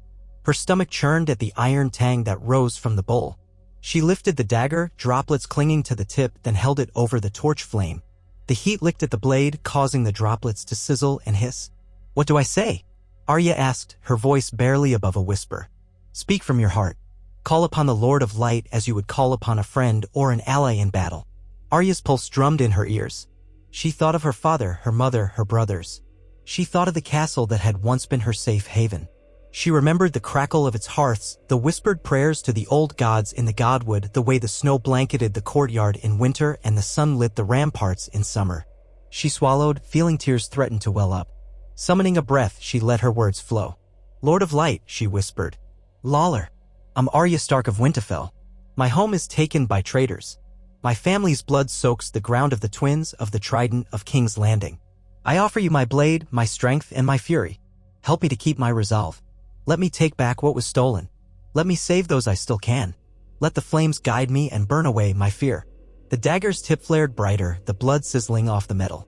For a moment, Arya felt a pulse of heat in her chest as though an unseen hand had pressed a coal to her heart. The warmth flowed through her veins, igniting her senses. She caught her breath at the unexpected rush. And then it subsided, leaving her both rattled and oddly soothed. Melisandre watched, her eyes reflecting the flames. May the Lord of Light hear your prayer, she said. Then she took a pinch of powder from a pouch at her belt and sprinkled it into the clay bowl. The liquid within burst into a brief column of fire, no taller than a man's arm, but startling in its sudden ferocity. Arya gasped, nearly dropping her dagger. When the flame receded, the bowl was charred, the liquid inside gone. Only a sooty residue remained. Arya's heartbeat thundered. She licked her dry lips. Did it work? Melisandre rose gracefully, the torchlight causing her red robe to shimmer. What is faith but conviction given form? If you believe the fire answers, then it does. You feel it, don't you? Arya did. Her chest still tingled with that lingering warmth. Her mind felt clearer, as if some raw edge of her grief and anger had been smoothed over, not erased, but contained, shaped into something she could wield. I do, she admitted. Then we must trust that Lawler watches. You stand upon a path that will test you beyond measure, Arya Stark. The foes in the north are not limited to men. You will face the darkest powers of ice and death. But if your faith holds, if your sword is true, you may yet save not only your home, but many others. Arya's throat felt tight with a swirl of emotion. She nodded, unable to speak. She thought of that wave of blackness from her visions, the freezing terror that seemed so much larger than any mortal war. Perhaps she could stand against it if only she clung to that ember in her heart. They broke camp at dawn, continuing northward in search of Stannis Baratheon's forces, rumored to be near the wall or perhaps even beyond it. As they rode, the landscape shifted gradually from rolling hills into harsher, rock-strewn terrain. The wind grew ever more frigid, carrying flecks of ice that stung Arya's cheeks. The trees thinned and the nights stretched longer. In the gloom of evening, they often stopped in small villages to trade for hay and barley for the horses. The villagers spoke in hushed voices of the dead returning, of strange lights seen on the horizon. Some were certain it was an omen from the old gods, others that it was some new horror conjured by the Boltons. A few recognized Melisandre as a red priestess, and though suspicion flickered in their eyes, they feared the White Walkers more than any foreign god. Arya noted how quickly men would cling to any hope when confronted with the possibility of a threat larger than themselves. They pressed on, forging through light snow and biting winds. Eventually, they passed last hearth, seat of House Umber, only to find it half deserted. A handful of men loyal to the Umbers guarded the gates, letting them in warily. Arya heard rumors that the Umbers had been forced to send tribute or hostages to the Boltons. There was talk of the great Jon still languishing somewhere in a dungeon or possibly dead. Everything was in disarray, and more folk whispered of the White Walkers in the far north, of wildlings crossing the wall in droves. The realm was fracturing under fear. Word reached Arya that Stannis Baratheon held Castle Black alongside the Night's Watch, attempting to rally the Northmen to his cause. If that was true, then that was where she would go. She was both relieved and anxious. If Stannis commanded the wall, perhaps they could at last prepare for the threat from beyond. But Castle Black was also perilously close to the haunted lands of the others. Fear nipped at her, despite her training. Melisandre rode at the column's head, her eyes ever fixed on the horizon as though searching for an elusive sign in the sky. One night, as they camped in the shelter of a shallow cave, Arya approached her. The wind howled at the entrance, driving flurries of snow swirling around their ankles. "Melisandre," Arya said, voice subdued. "Do you think Jon?" "My brother, Jon Snow, he's at the wall, isn't he?" He joined the Night's Watch. The Red Priestess regarded her silently for a moment. "I have seen glimpses of him in the flames. A man dressed in black, standing amid ice and wind. The north rests heavily on his shoulders, though he may not fully grasp it." Arya's heart jumped. She recalled Jon's farewell when they parted in Winterfell's courtyard so long ago. He had given her needle. He had always been kind, never caring that she wasn't ladylike or prim as Sansa was. "Is he safe?" Melisandre shook her head. "Safe is a fleeting concept where destiny is involved. But I believe he yet lives, if that is what you ask. The flame does not show me his death. Perhaps he is the reason Lawler urged me north." Arya mulled that over, frowning. "What reason would that be?" "To unite powers that would otherwise remain scattered," Melisandre said cryptically. "Winter is coming, and the darkness behind it threatens all the living. Your brother plays a role, though the shape of it is not entirely clear to me. The visions can be murky, child, but they rarely mislead once interpreted correctly." Arya nodded, relief and worry jostling inside her. At least Jon was alive. Would he even recognize her now, dressed in crimson-trimmed leathers, chanting prayers to a strange god and wielding a fell? Aiming sword? She realized she had changed so much she could hardly remember the girl she used to be. But she remembered Jon's smile, the warmth in his eyes. She yearned to see it again. 2 days later, as they crested a ridge, Arya caught her first glimpse of the wall, a pale, impossibly high barrier stretching across the horizon, vanishing into a haze of snow. Even from miles away, it was breathtaking, like some colossal wave of ice frozen in mid-crash. Her heart fluttered at the sight. How must it feel to stand in its shadow? The group made camp early that night, knowing they would likely reach Castle Black by late morning the next day. Arya lay awake, her nerves too taut for rest. She thought of the stories old Nan used to tell, of the Night's Watch, of the wildlings, of all that lay beyond that monstrous wall of ice. Now she was about to see it for herself, not as a child enthralled by stories, but as someone hardened by loss and shaped by a foreign god's fire. At dawn, the wind carried the scent of crisp pine and a sharper tang of ice. They rode, glimpsing the wall more clearly with each passing hour. Its sheer face soared upward, dwarfing any castle or mountain Arya had ever seen. Eventually, she spotted the towers and battlements that formed Castle Black. Smoke rose from somewhere inside the blackened walls, and she could make out figures moving about the large courtyard. Her pulse raced, a blend of excitement and apprehension. They were not challenged as they approached. The gates stood open, though men of the Night's Watch stood guard with wary eyes. The swirl of rumors about a Red Priestess traveling north with a small retinue must have preceded them because the guards merely stared. Jansen dismounted and explained to a black-clad man who they were. Arya scanned the yard for Jon, heart pounding. She saw men in furs, men sparring with practiced swords, a few grooms tending horses in the stables. But no sign of her half-brother. The Watchers let them pass through into the courtyard. Snow crunched underfoot. Stannis Baratheon's banners were visible near one corner, blue with a flaming red heart. It was an unfamiliar sigil to Arya, though she recognized the stag from House Baratheon's original crest. She felt a jolt upon realizing that Stannis must have taken the symbol of Lawler for his own. The memory of Robert Baratheon's black stag felt distant, belonging to another age. Before Arya could gather her wits, a cluster of soldiers in Baratheon livery approached, among them, a knight with a thick auburn beard. He eyed Melisandre, gave a curt bow, and announced that the king wished to speak with her. Then he turned to Arya, confusion stirring in his gaze. "Who is this girl?" Arya lifted her chin. "Arya Stark, of Winterfell." The knight blinked in clear astonishment. Murmurs spread through the men behind him. One or two whispered, "Stark? That can't be, and gods be good. A Stark living?" The stories of the Red Wedding and the downfall of the North had traveled far, painting House Stark as all but wiped out. Melisandre's voice carried authority. "She is who she says, the rightful daughter of Eddard Stark. If your king wishes to speak with us, we will grant him that audience. But see that you show her respect." The knight looked uncertain, caught between the imposing presence of the Red Priestess and the astonishing claim of Arya Stark's survival. But after a moment, he nodded stiffly. "Very well. This way." They left their horses in the care of the stable hands, and Arya followed, feeling the stares of the Night's Watch brothers as they passed. She was uncomfortably aware of how out of place she must look, a small, slim figure in half-crimson clothes, a sword belted at her hip. Yet her steps were steady. She recalled the chant of the Red Temple, the fire within. They were led to a chamber in the keeps behind the wall's main courtyard, an austere hall with a long table and a few torches flickering along the walls. The chill in the air was biting, even indoors. There, seated at the head of the table, was a stern-faced man in his middle years, Stannis Baratheon. He wore black armor embossed with the flaming Hardanstag sigil. His jaw was set in a way that suggested perpetual displeasure. A patchy beard clung to his cheeks, and though his gaze was cold, it was keen. Arya felt at once wary and defiant under that gaze.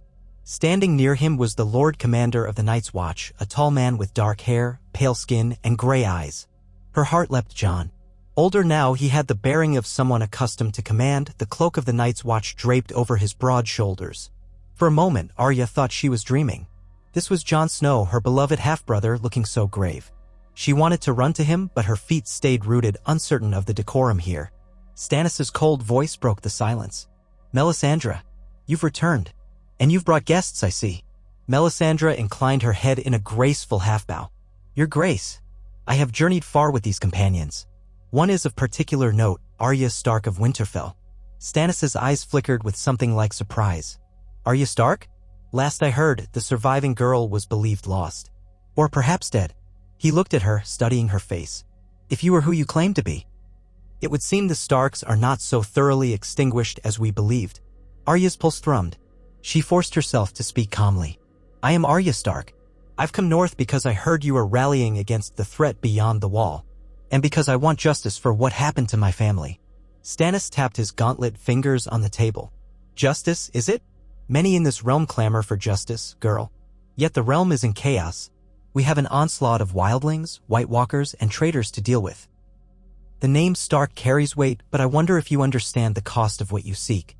Before Arya could form a reply, Jon stepped forward, his eyes never leaving her face. "Arya, do you remember me?" The soft question nearly undid her composure.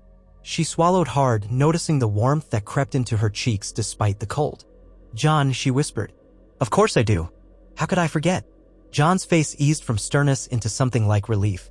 He glanced towards Stannis as though seeking permission, then moved closer. Hesitantly, he put his arms around her in a quick embrace. She clung to him, inhaling the scent of leather and cold air so achingly familiar. For a moment, she was a little girl again, proud of her new sword named Needle, hugging her big brother farewell. But the moment was brief, broken by the reality of the times. Jon released her, stepping back. "You've grown," he said softly. "So have you," Arya replied, wiping at her eyes. Stannis made a noise in his throat that suggested impatience. "Touching, but we have pressing matters. Melisandre, you spoke often of visions of a champion of light, of a war in the north. Now you bring a Stark child. What is your purpose here?" Melisandre folded her hands. "The Lord of Light does not reveal all his designs at once. I only know that this girl is touched by the flame if she so chooses to embrace it. She has been tested. She has proven strong." Stannis' gaze sharpened. "Tested how?"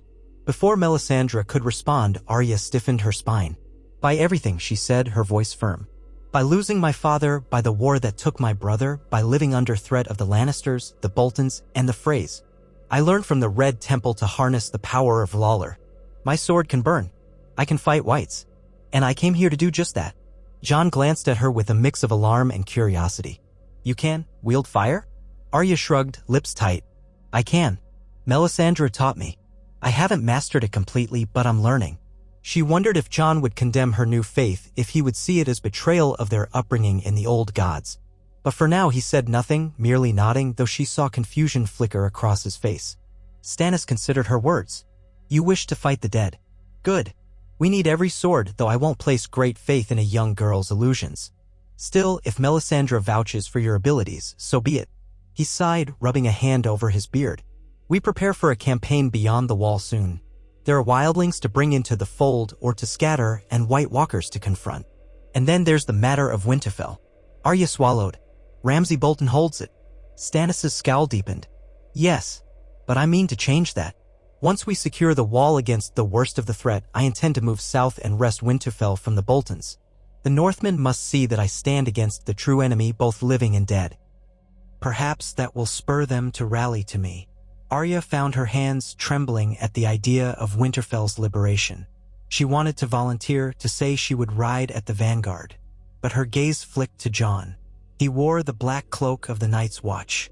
He was sworn to neutrality in the wars of the realm, but would that stop him from helping her reclaim their home? She hoped not. She remembered how many oaths had been broken in these trying times, but also that Jon was a man of honor. Jon, for his part, seemed troubled.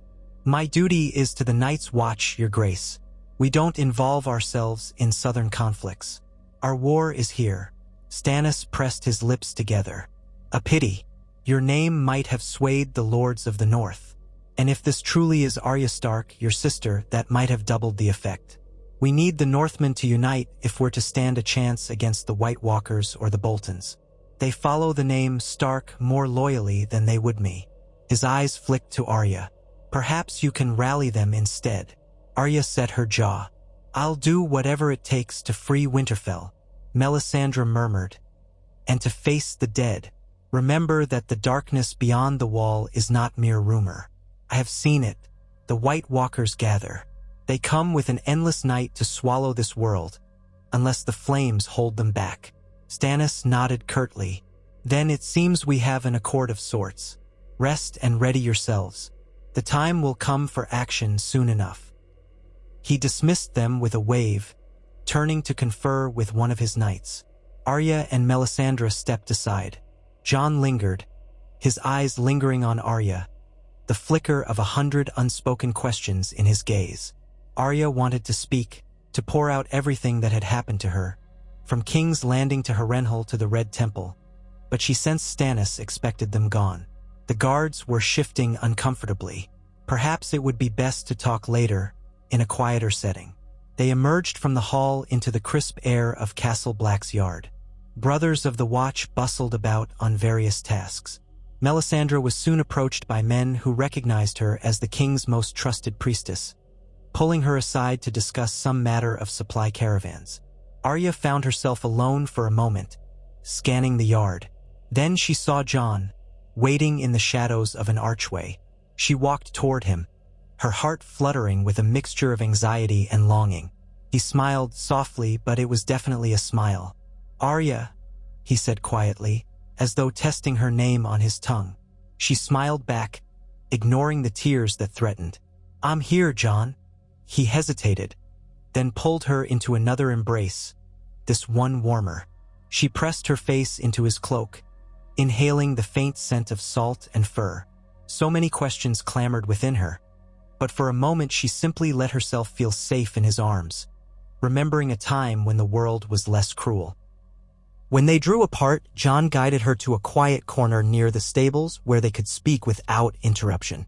The sky overhead was a brooding gray, and crows perched along the ramparts, cawing occasionally. I can't believe it, Jon said, looking her over. You look so different. Older. Harder. You do too, Arya said, her voice trembling with emotion. You're the Lord Commander? Jon nodded, a trace of discomfort in his expression. Aye. After the Battle of Castle Black, there were losses. Somehow the Night's Watch chose me to lead them. I never wanted power, but here I am. And you, Melisandre, spoke as if you joined her faith. Is that true? Arya pursed her lips, uncertain how to explain. I found her in King's Landing, or she found me after. She trailed off, the memory of Ned's execution roaring in her mind. After Father was killed. She said she saw something in me, that I was touched by the flames. I didn't know where else to go, so I went with her. We traveled east of the King's Road to a red temple. I trained there. Learned how to fight, how to pray to Lawler. It sounds mad, I know. Jon studied her face. She braced for his judgment, but instead he looked pained. I'm sorry you had to endure that alone. I should have been there. You couldn't have changed what happened, Arya said quietly, thinking of the labyrinthine cruelty in King's Landing. But I survived, Jon. And it led me here. They were silent for a while, the wind ruffling their dark hair. Arya recalled the old days in Winterfell when Jon would tussle with Robb in the yard or sneak her pastries from the kitchens. She blinked back tears, mourning the memory of that simpler life. Do you know anything about Sansa or Bran or Rickon? She asked, her voice hushed. I've heard so many rumors. Jon shook his head slowly. I heard Sansa was forced to marry Tyrion Lannister, then escaped. No one knows where she is now, though some say Littlefinger took her. As for Bran and Rickon, I heard they were believed dead when Theon Greyjoy took Winterfell, but that turned out false. Some say they're in hiding. Others say they're truly gone. There's no certainty, only rumors. Arya's chest tightened. She had dared to hope that at least one of her siblings had found safety. But it seemed the world had scattered them to the winds. I hate this, she muttered. I hate not knowing. And I hate that the Boltons sit in Winterfell. Jon's gaze lowered.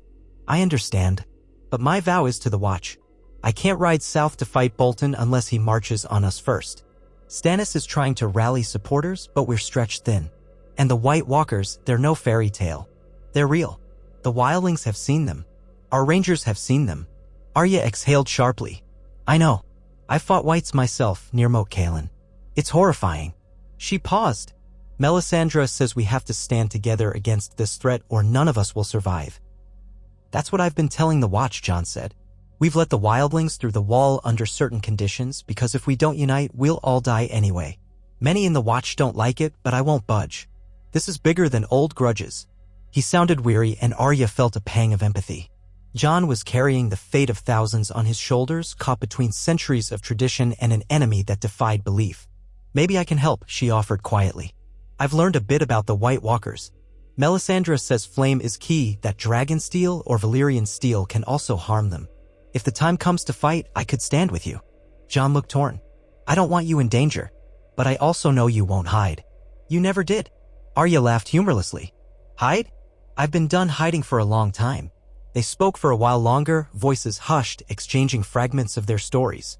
Jon described how he rose to the Lord Commander's position, about the battles with wildlings, about Stannis' arrival at the Wall. Arya told him of her time in the Red Temple, sparing some of the darker details about blood rituals. She explained how she'd learned to channel the fire into her sword, though she was careful not to embellish. She felt a vague shame admitting that she had killed, but Jon's expression softened when she mentioned the whites. He seemed to understand necessity when it came to the undead.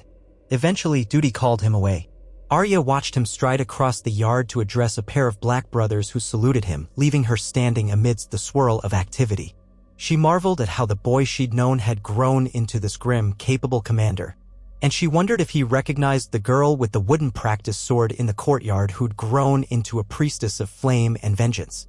She rejoined Melisandre, who was speaking with a short, stout man introduced to Arya as Davos Seaworth, Stannis' hand, apparently. He regarded Arya with keen curiosity, though he was polite. A Stark in the flesh, he said, shaking his head. The North truly is a land of miracles these days. Melisandre gave him one of her inscrutable half-smiles. The Lord of Light brings many things to pass, even those we do not expect. Davos glanced between them. The king will want your counsel, my lady, for the assault on the wildlings who refuse our terms. And the rest of it. There is no time to waste on petty squabbles, Melisandre replied. The real war is with the White Walkers. Still, I will do as the king commands if it furthers the cause of life. Arya listened, feeling a mix of impatience and determination. All around them, men spoke of battles. She wanted to do something concrete. If there were wildlings who refused to treat with Stannis, if there were whites prowling the forests, if there were White Walkers massing in the far north, she wanted to face them. As her father once said, the only way to truly master fear is to stare it in the face, even if that face was made of ice and death. Later that night, the cold seemed to seep into the very stones of Castle Black. Snow fell in a gentle, relentless curtain. Arya found a small cell to sleep in, one of the unoccupied living quarters for the Watch's recruits. Melisandre had been given a chamber near Stannis. Arya preferred this arrangement. She wanted some quiet.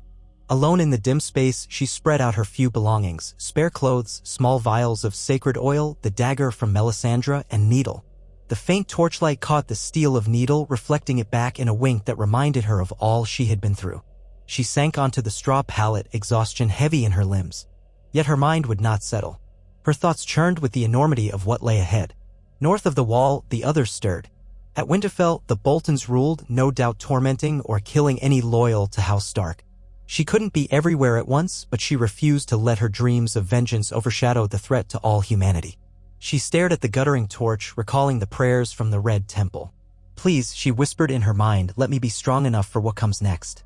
Morning brought a meeting in the common hall, where Jon, Stannis, Melisandre, and several of Stannis' captains gathered to discuss plans.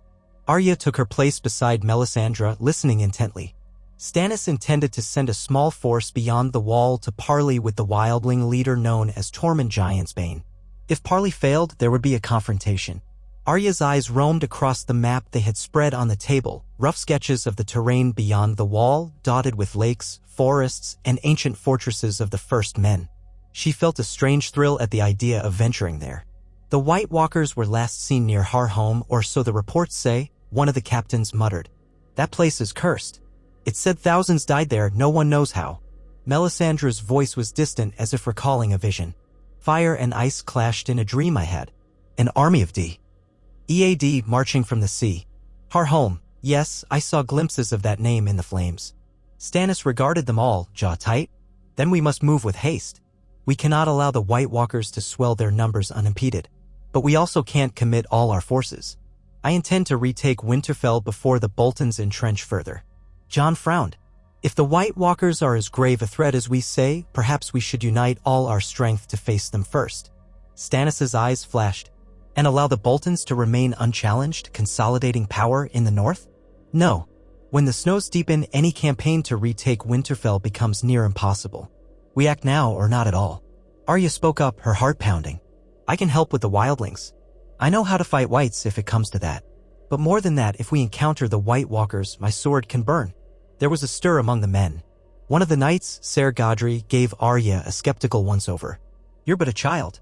The others are the stuff of nightmares. Do you truly think a flaming sword will stop them?" Arya stood straighter. "A flaming sword can stop a white. And Valyrian steel can stop a White Walker. Needle is castle-forged steel, but I have a dagger that might do. I won't run from them." Jon placed a hand on Arya's arm, concern creasing his brow, but Stannis merely grunted.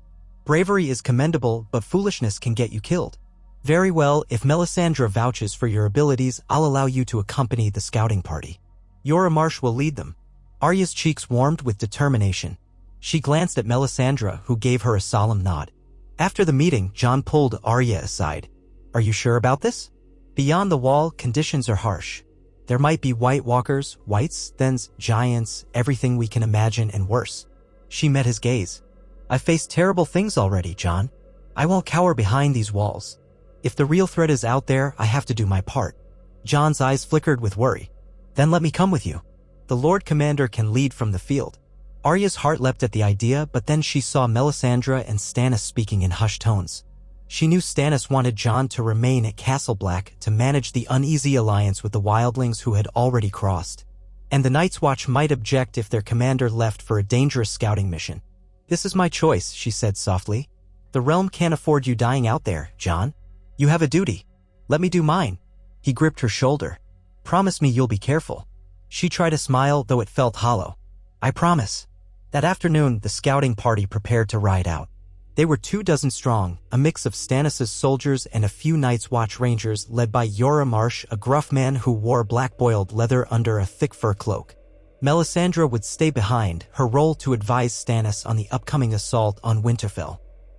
Arya felt a pang at leaving her teacher, but she'd known this was her path to walk. Melisandre handed her a small pouch of oils and powders. "Use them to light your blade if you must," she said, clasping Arya's hand. "And remember the words. Let the flame in your heart burn brightly, child. In darkness, that is your greatest shield." Arya nodded, swallowing hard. "Thank you. For everything." With that, she mounted her horse, a sturdy gray mare, and joined the column moving toward the massive gates in the wall.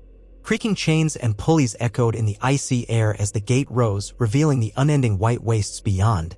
The chill that swept in was unlike anything Arya had felt before, colder even than the midnight corridors of Harrenhal. It was a cold that seemed to reach through her flesh into her bones, promising no respite. They rode out. The snow-laden expanse stretched in every direction, broken only by the silhouettes of distant pines and rocky outcroppings. A hush draped the land, a hush that pressed on Arya's ears like a held breath. She tried to square her shoulders, reminding herself that she carried the power of flame, that she had faced horrors before. But a tiny voice inside her quivered, recalling how minuscule a single flame could be against the vastness of the winter night. The horses labored through the drifts. Jorah Marsh led them with cautious efficiency, checking their route against a battered map. A few Night's Watch veterans muttered about ghouls in the woods or Hardhome's ghost stories. Arya caught fragments of their chatter, frozen bodies washed ashore, all with eyes like chips of ice, and the mothers drowned their own babes rather than let them be taken. She tried to shut out the more gruesome tales, focusing instead on the faint warmth that glowed in her chest whenever she remembered her prayers. Fear cuts deeper than swords, she repeated to herself. They made camp that first night in a hollow ringed by pine trees, setting sentries in all directions. The hiss of wind through the branches sounded eerily like voices. Arya found a spot near the fire, trying to steady her nerves. She took out the small pouch Melisandre gave her, practicing the motions for igniting Needle's blade. Just a few drops of oil, the quick prayer, a strike of flint, and the steel would blaze for a minute or two. She had a more elaborate incantation that could prolong the fire, but it required time and absolute concentration, luxuries one rarely found in the chaos of battle. Darkness descended early, and with it came a creeping dread that tugged at Arya's senses. She wished she had Ghost, Jon's dire wolf, for company. But that was a childish fancy. She was no child. She was a girl with the training of a red priestess, carrying a blade that might stand between life and undead horror. She drifted to sleep eventually, lulled by the crackling of the fire. Her dreams were restless. She saw Winterfell's gates open before her, the courtyard flooded with swirling snow. She stepped inside, only to find it filled with the bones of giant dire wolves and the cackling silhouettes of flayed men. A monstrous shape loomed behind her, dark as a moonless sky, eyes burning blue like frozen stars. It raised a sword of ice. She tried to lift Needle, but her arms felt heavy and the flame would not catch. She woke with a start. Dawn was just a hint of pale light. The others were stirring. They broke camp quickly, wary of the cold. Jorah Marsh wanted them to reach a spot near the Milkwater by nightfall. Arya kept her eyes on the horizon, scanning for movement among the ghostly stands of pine. For the first few days, they encountered only emptiness. Occasional footprints in the snow marked the passage of wildlings, but the trails were old or quickly erased by fresh snowfall. Once, they found a crude campsite that might have been used by a small band of free folk.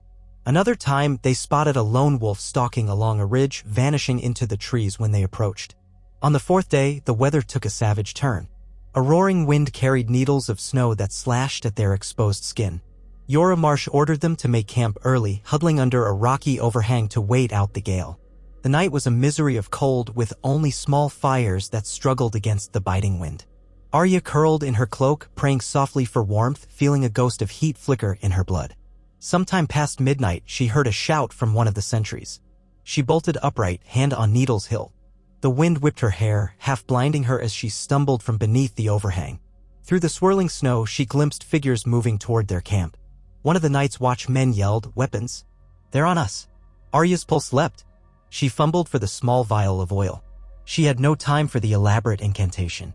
Her breath came fast, each exhalation instantly freezing on her lips. Her fingers shook as she poured the oil along Needle's blade, muttering the short prayer under her breath. The spark from her flint lit the oil, and a sudden flash of flame illuminated the darkness. Her heart drummed in her chest. A ring of wildlings emerged from the storm, brandishing axes, spears, and crude swords. They looked desperate, half-starved, their faces smudged with soot or patterned with war paint. Jorah Marsh's voice rang out, "Defensive positions. Don't let them flank us?"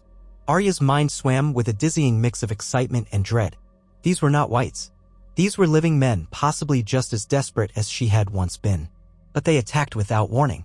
She saw the flicker of torches reflecting in their eyes, eyes that promised violence. A tall wildling man lunged for her, swinging a hatchet. She dropped into a crouch, her flaming blade hissing through the air to block his strike.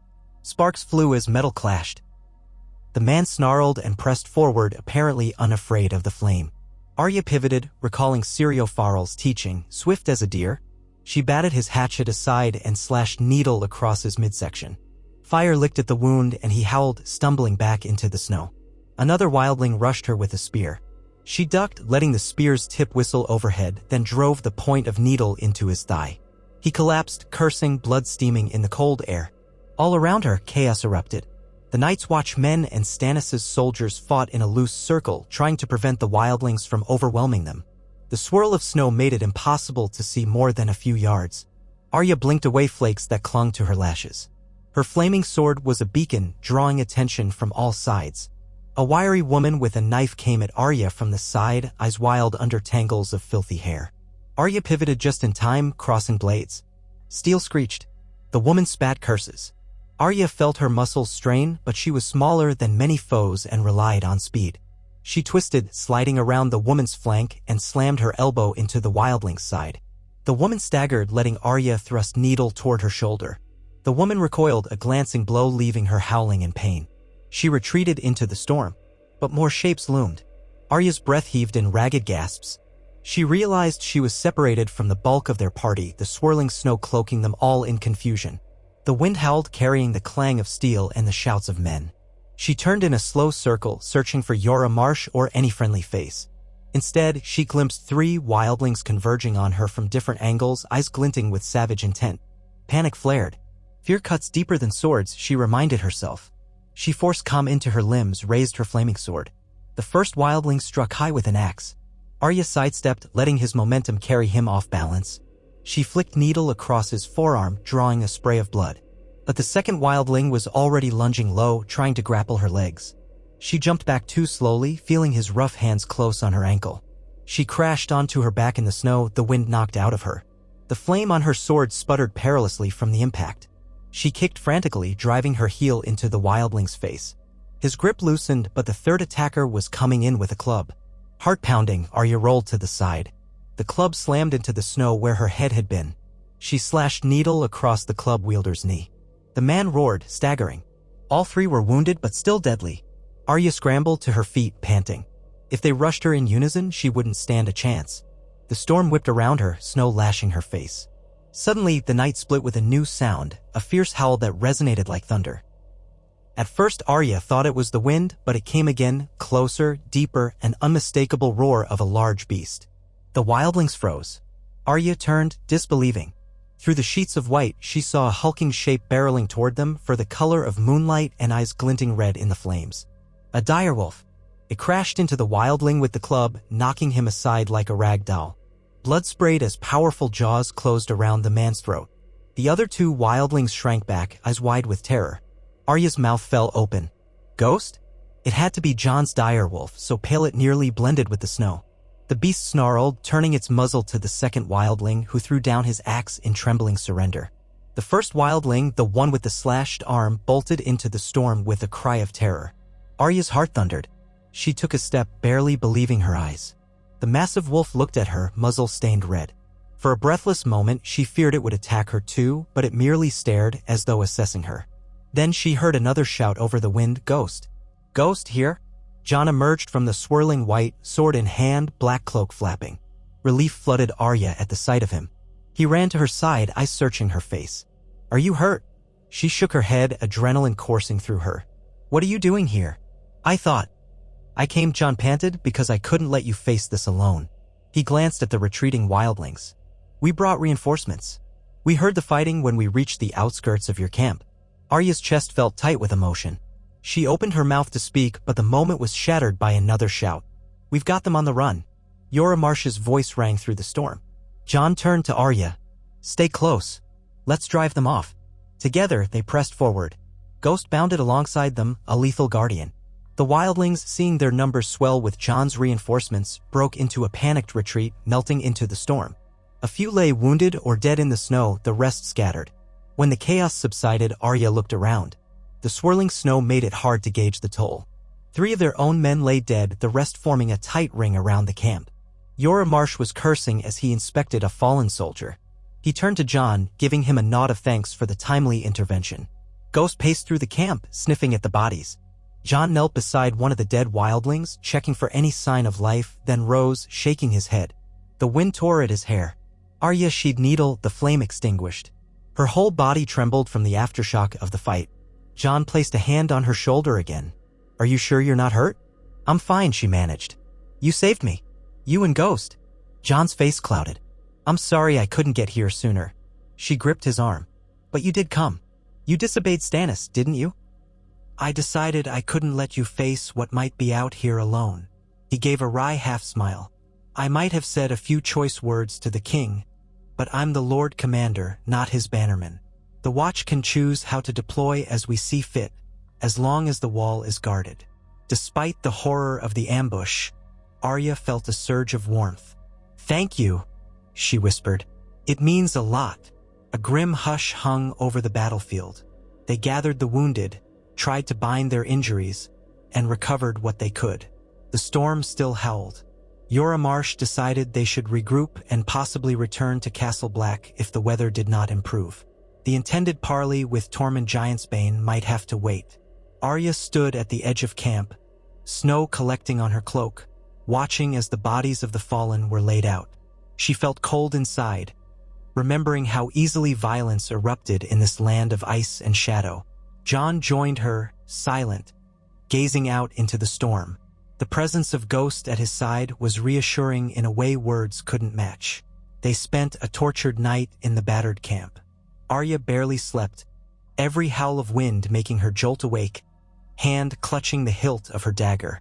Before dawn, the winds finally abated, leaving a still, frigid silence. The sky lightened to a pale gray. The horizon stretched, bleak and empty. No wildlings, no wights, just the solemn hush of the far north. They decided to turn back toward Castle Black, carrying the wounded on makeshift sleds. Arya felt an odd pang of disappointment at not getting further, but she also knew the mission was compromised by the ambush, and the dead needed to be laid to rest. Maybe Stannis would mount a larger force or attempt a different route. The return journey was slow but uneventful. Jon and his reinforcements supported them, ensuring no further attacks caught them by surprise. Arya stayed near Ghost whenever possible. The dire wolf seemed to have accepted her presence, though it was fiercely protective of Jon. Sometimes, in the hush between gusts, she reached out and tentatively ran her fingers through Ghost's thick, pale fur. The wolf tolerated it, and something about that contact eased her tension. She thought of Nymeria, her own lost direwolf, somewhere out in the wilderness of the Riverlands. If she was still alive, that memory stung, a mixture of longing and sadness. They finally glimpsed the towering wall again, looming in the distance like a frozen sentinel. The men were exhausted, battered by the cold and weighed down by the wounded. Yet relief rippled through them as they recognized the watchfires at Castle Black. By the time they reached the gates, night was falling once more. Inside, they found a flurry of activity. Stannis' men were preparing for some march, gathering supplies, forging weapons. The courtyard bustled. Melisandre stood near a brazier, flame dancing along her hair as she conferred with Davos. She spotted Arya and Jon, raising a hand in greeting. Arya could see a question in the priestess's eyes. Did they succeed or fail? Arya dismounted with a weary grunt. Jon slid off his horse as well, leaving Ghost to pad alongside him. They approached Melisandre and Davos. Davos was first to speak, noticing the wounded men. Ran into trouble? Jon nodded. Wildlings. We lost some men. Davos grimaced. The king is eager to press on with retaking Winterfell. He's already grown impatient with the complexities of forging alliances. We've heard rumors that the Boltons are preparing for an attack themselves. Arya felt her heart clench. They might march first? Melisandre's gaze flicked to Arya. The flames have shown me something stirring to the south. Whether the Boltons will come out of Winterfell to fight is unclear. But the war cannot wait forever. Jon sighed. This is madness. The White Walkers are out there. They'll come eventually, and we're squabbling over a castle. The North must be united, Melisandre said, her voice resonant with conviction. The Boltons stand as a wedge, dividing men's loyalties. If the North is fractured when the White Walkers arrive, we are all doomed. That is why the king insists on the next step. What next step? Arya asked, her stomach twisting. Davos exchanged glances with Melisandre, then looked at Jon and Arya. Stannis moves south in 3 days. He means to march on Winterfell or at least draw the Boltons out onto the field. If the Lords of the North see a Stark banner raised, if they see Arya Stark in the King's camp, they might rally to our side. Arya's heart thudded. She remembered how it felt to circle around Winterfell to see the place defiled. She wanted nothing more than to drive the Boltons out and reclaim her home. Yet the thought of standing on a battlefield under Stannis's banner made her uneasy. She wasn't sure she trusted Stannis, nor was she certain the Northern Lords would believe her presence was enough to break their fear of the Boltons. "I'll do it," she said before her courage failed her. "I'll go with him." Jon reached for her arm. "Arya, you don't have to. You could stay here, safe behind the wall." She shook her head fiercely. "And let the Boltons rule Winterfell? Never. Besides, if this unites the North, it might help when the others come." Jon looked torn. "I wish I could ride with you, but your vows," she said, completing his thought. "You're bound to the Night's Watch." He nodded heavily. "I am. But your presence might turn the tide if the Lords believe the Starks aren't finished. They loved Father. They might rally to you." Arya tried to square her shoulders. "Then I'll do it. For Father. For Robb. And for Winterfell." Melisandre's eyes glowed with triumph and Davos inclined his head, relieved. The seeds of a plan were sown. In 3 days, a force under Stannis would depart. Arya would ride among them as Arya Stark, rightful daughter of the North, hoping her name and presence would spark a rebellion against the Boltons. If all went well, Winterfell might be free before the worst of winter settled in, and the North might unify under Stannis' leadership at least long enough to stand against the White Walkers. Exhaustion pressed on Arya as she left the courtyard to find a place to sleep, but an undercurrent of anticipation thrummed inside her. She was on the brink of a confrontation she had dreamed of for so long. The Boltons, whose treachery had spilled her family's blood, were within reach. She remembered every name on her nightly list, though Roose Bolton and his bastard overshadowed them all now. She passed by the main brazier, pausing to warm her hands. The flicker of flame reminded her that she carried the Red God's power as well, however uncertain she still felt about the shape of her faith. She lifted her gaze to the swirling snow in the courtyard. Let it come, she thought. Let winter come, let the White Walkers come, let the Boltons come. She had endured too much to shrink from any threat now. In the days leading to departure, she prepared in earnest. Melisandre coached her in a few more intricate prayers, ones that could bolster stamina or clarity in battle. Arya practiced with the oils on her dagger and with quick lighting incantations. She sparred with a few of Stannis' knights, surprising them with her skill. The flame that guttered along her blade unsettled some, but it drew grudging respect. A rumor spread through the camp that the Red Witch's apprentice fought with a burning sword, that she was a Stark who had made a pact with fire to reclaim her ancestral home. Arya ignored the whispered awe and suspicion, focusing on honing her technique. She needed to be ready if the Boltons didn't surrender, but instead forced a pitched battle. Jon was present as well, advising her on Northern Lords, telling her which ones might still hold loyalty to the Stark name. The Mormonts, the Glovers, the Serwans, he said. But the Karstarks turned on Robb. The Umbers are torn. The Manderleys might help if you can convince them. Remember that. Many of them revere the old gods, but they still recall Ned Stark's fairness. Arya listened intently, trying to memorize every detail. She realized how bizarre it was to be planning political strategy with Jon, as though they were grown lords. But war had forced them to mature too quickly. On the morning of departure, Castle Black bustled with preparation. A train of wagons carried food, weapons, and winter gear. Stannis rode at the head, expression grim, a crowned stag emblazoned on his breastplate merged with the flaming heart. Davos was at his right side, face set in worried determination. Melisandre had chosen to stay behind temporarily, claiming she would rejoin them near Winterfell after completing certain rituals at the wall. Arya felt a surge of panic at going without her teacher, but she reminded herself she was no helpless novice. She had her sword, her prayers, and her own iron will. Jon stood near the gates to see them off. Arya rode her mare forward, cloak wrapped tight, needle at her hip, a small satchel of oils at her side. Ghost paced behind Jon. She looked down at her brother, remembering the goodbye they shared at Winterfell so long ago, how heartbreakingly naive she had been about the world. Be careful, Jon said, his voice low enough that Stannis' men wouldn't hear. If anything goes wrong, ride for your life. I couldn't bear to lose you again.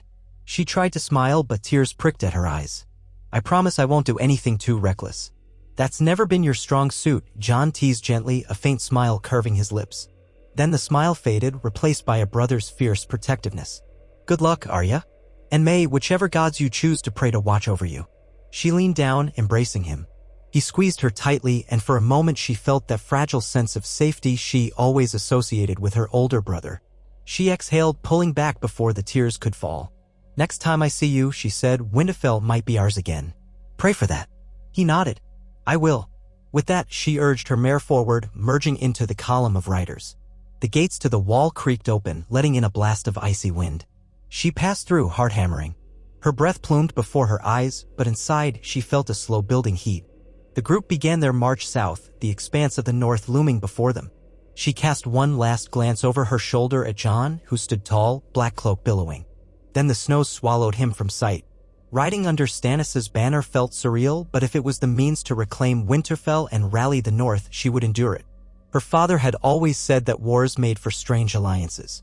She thought of the Boltons at her ancestral home, of the White Walkers stirring beyond the horizon. Everything was converging. As the wind tugged at her cloak, she whispered a prayer under her breath. "Lawler, Lord of Light, guide me.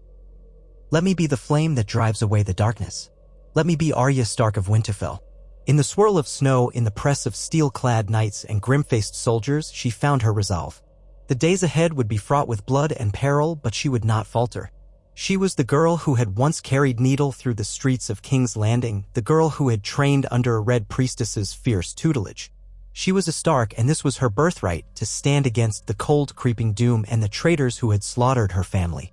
The fire in her blood would not be quenched until Winterfell was free and until the endless night was kept at bay.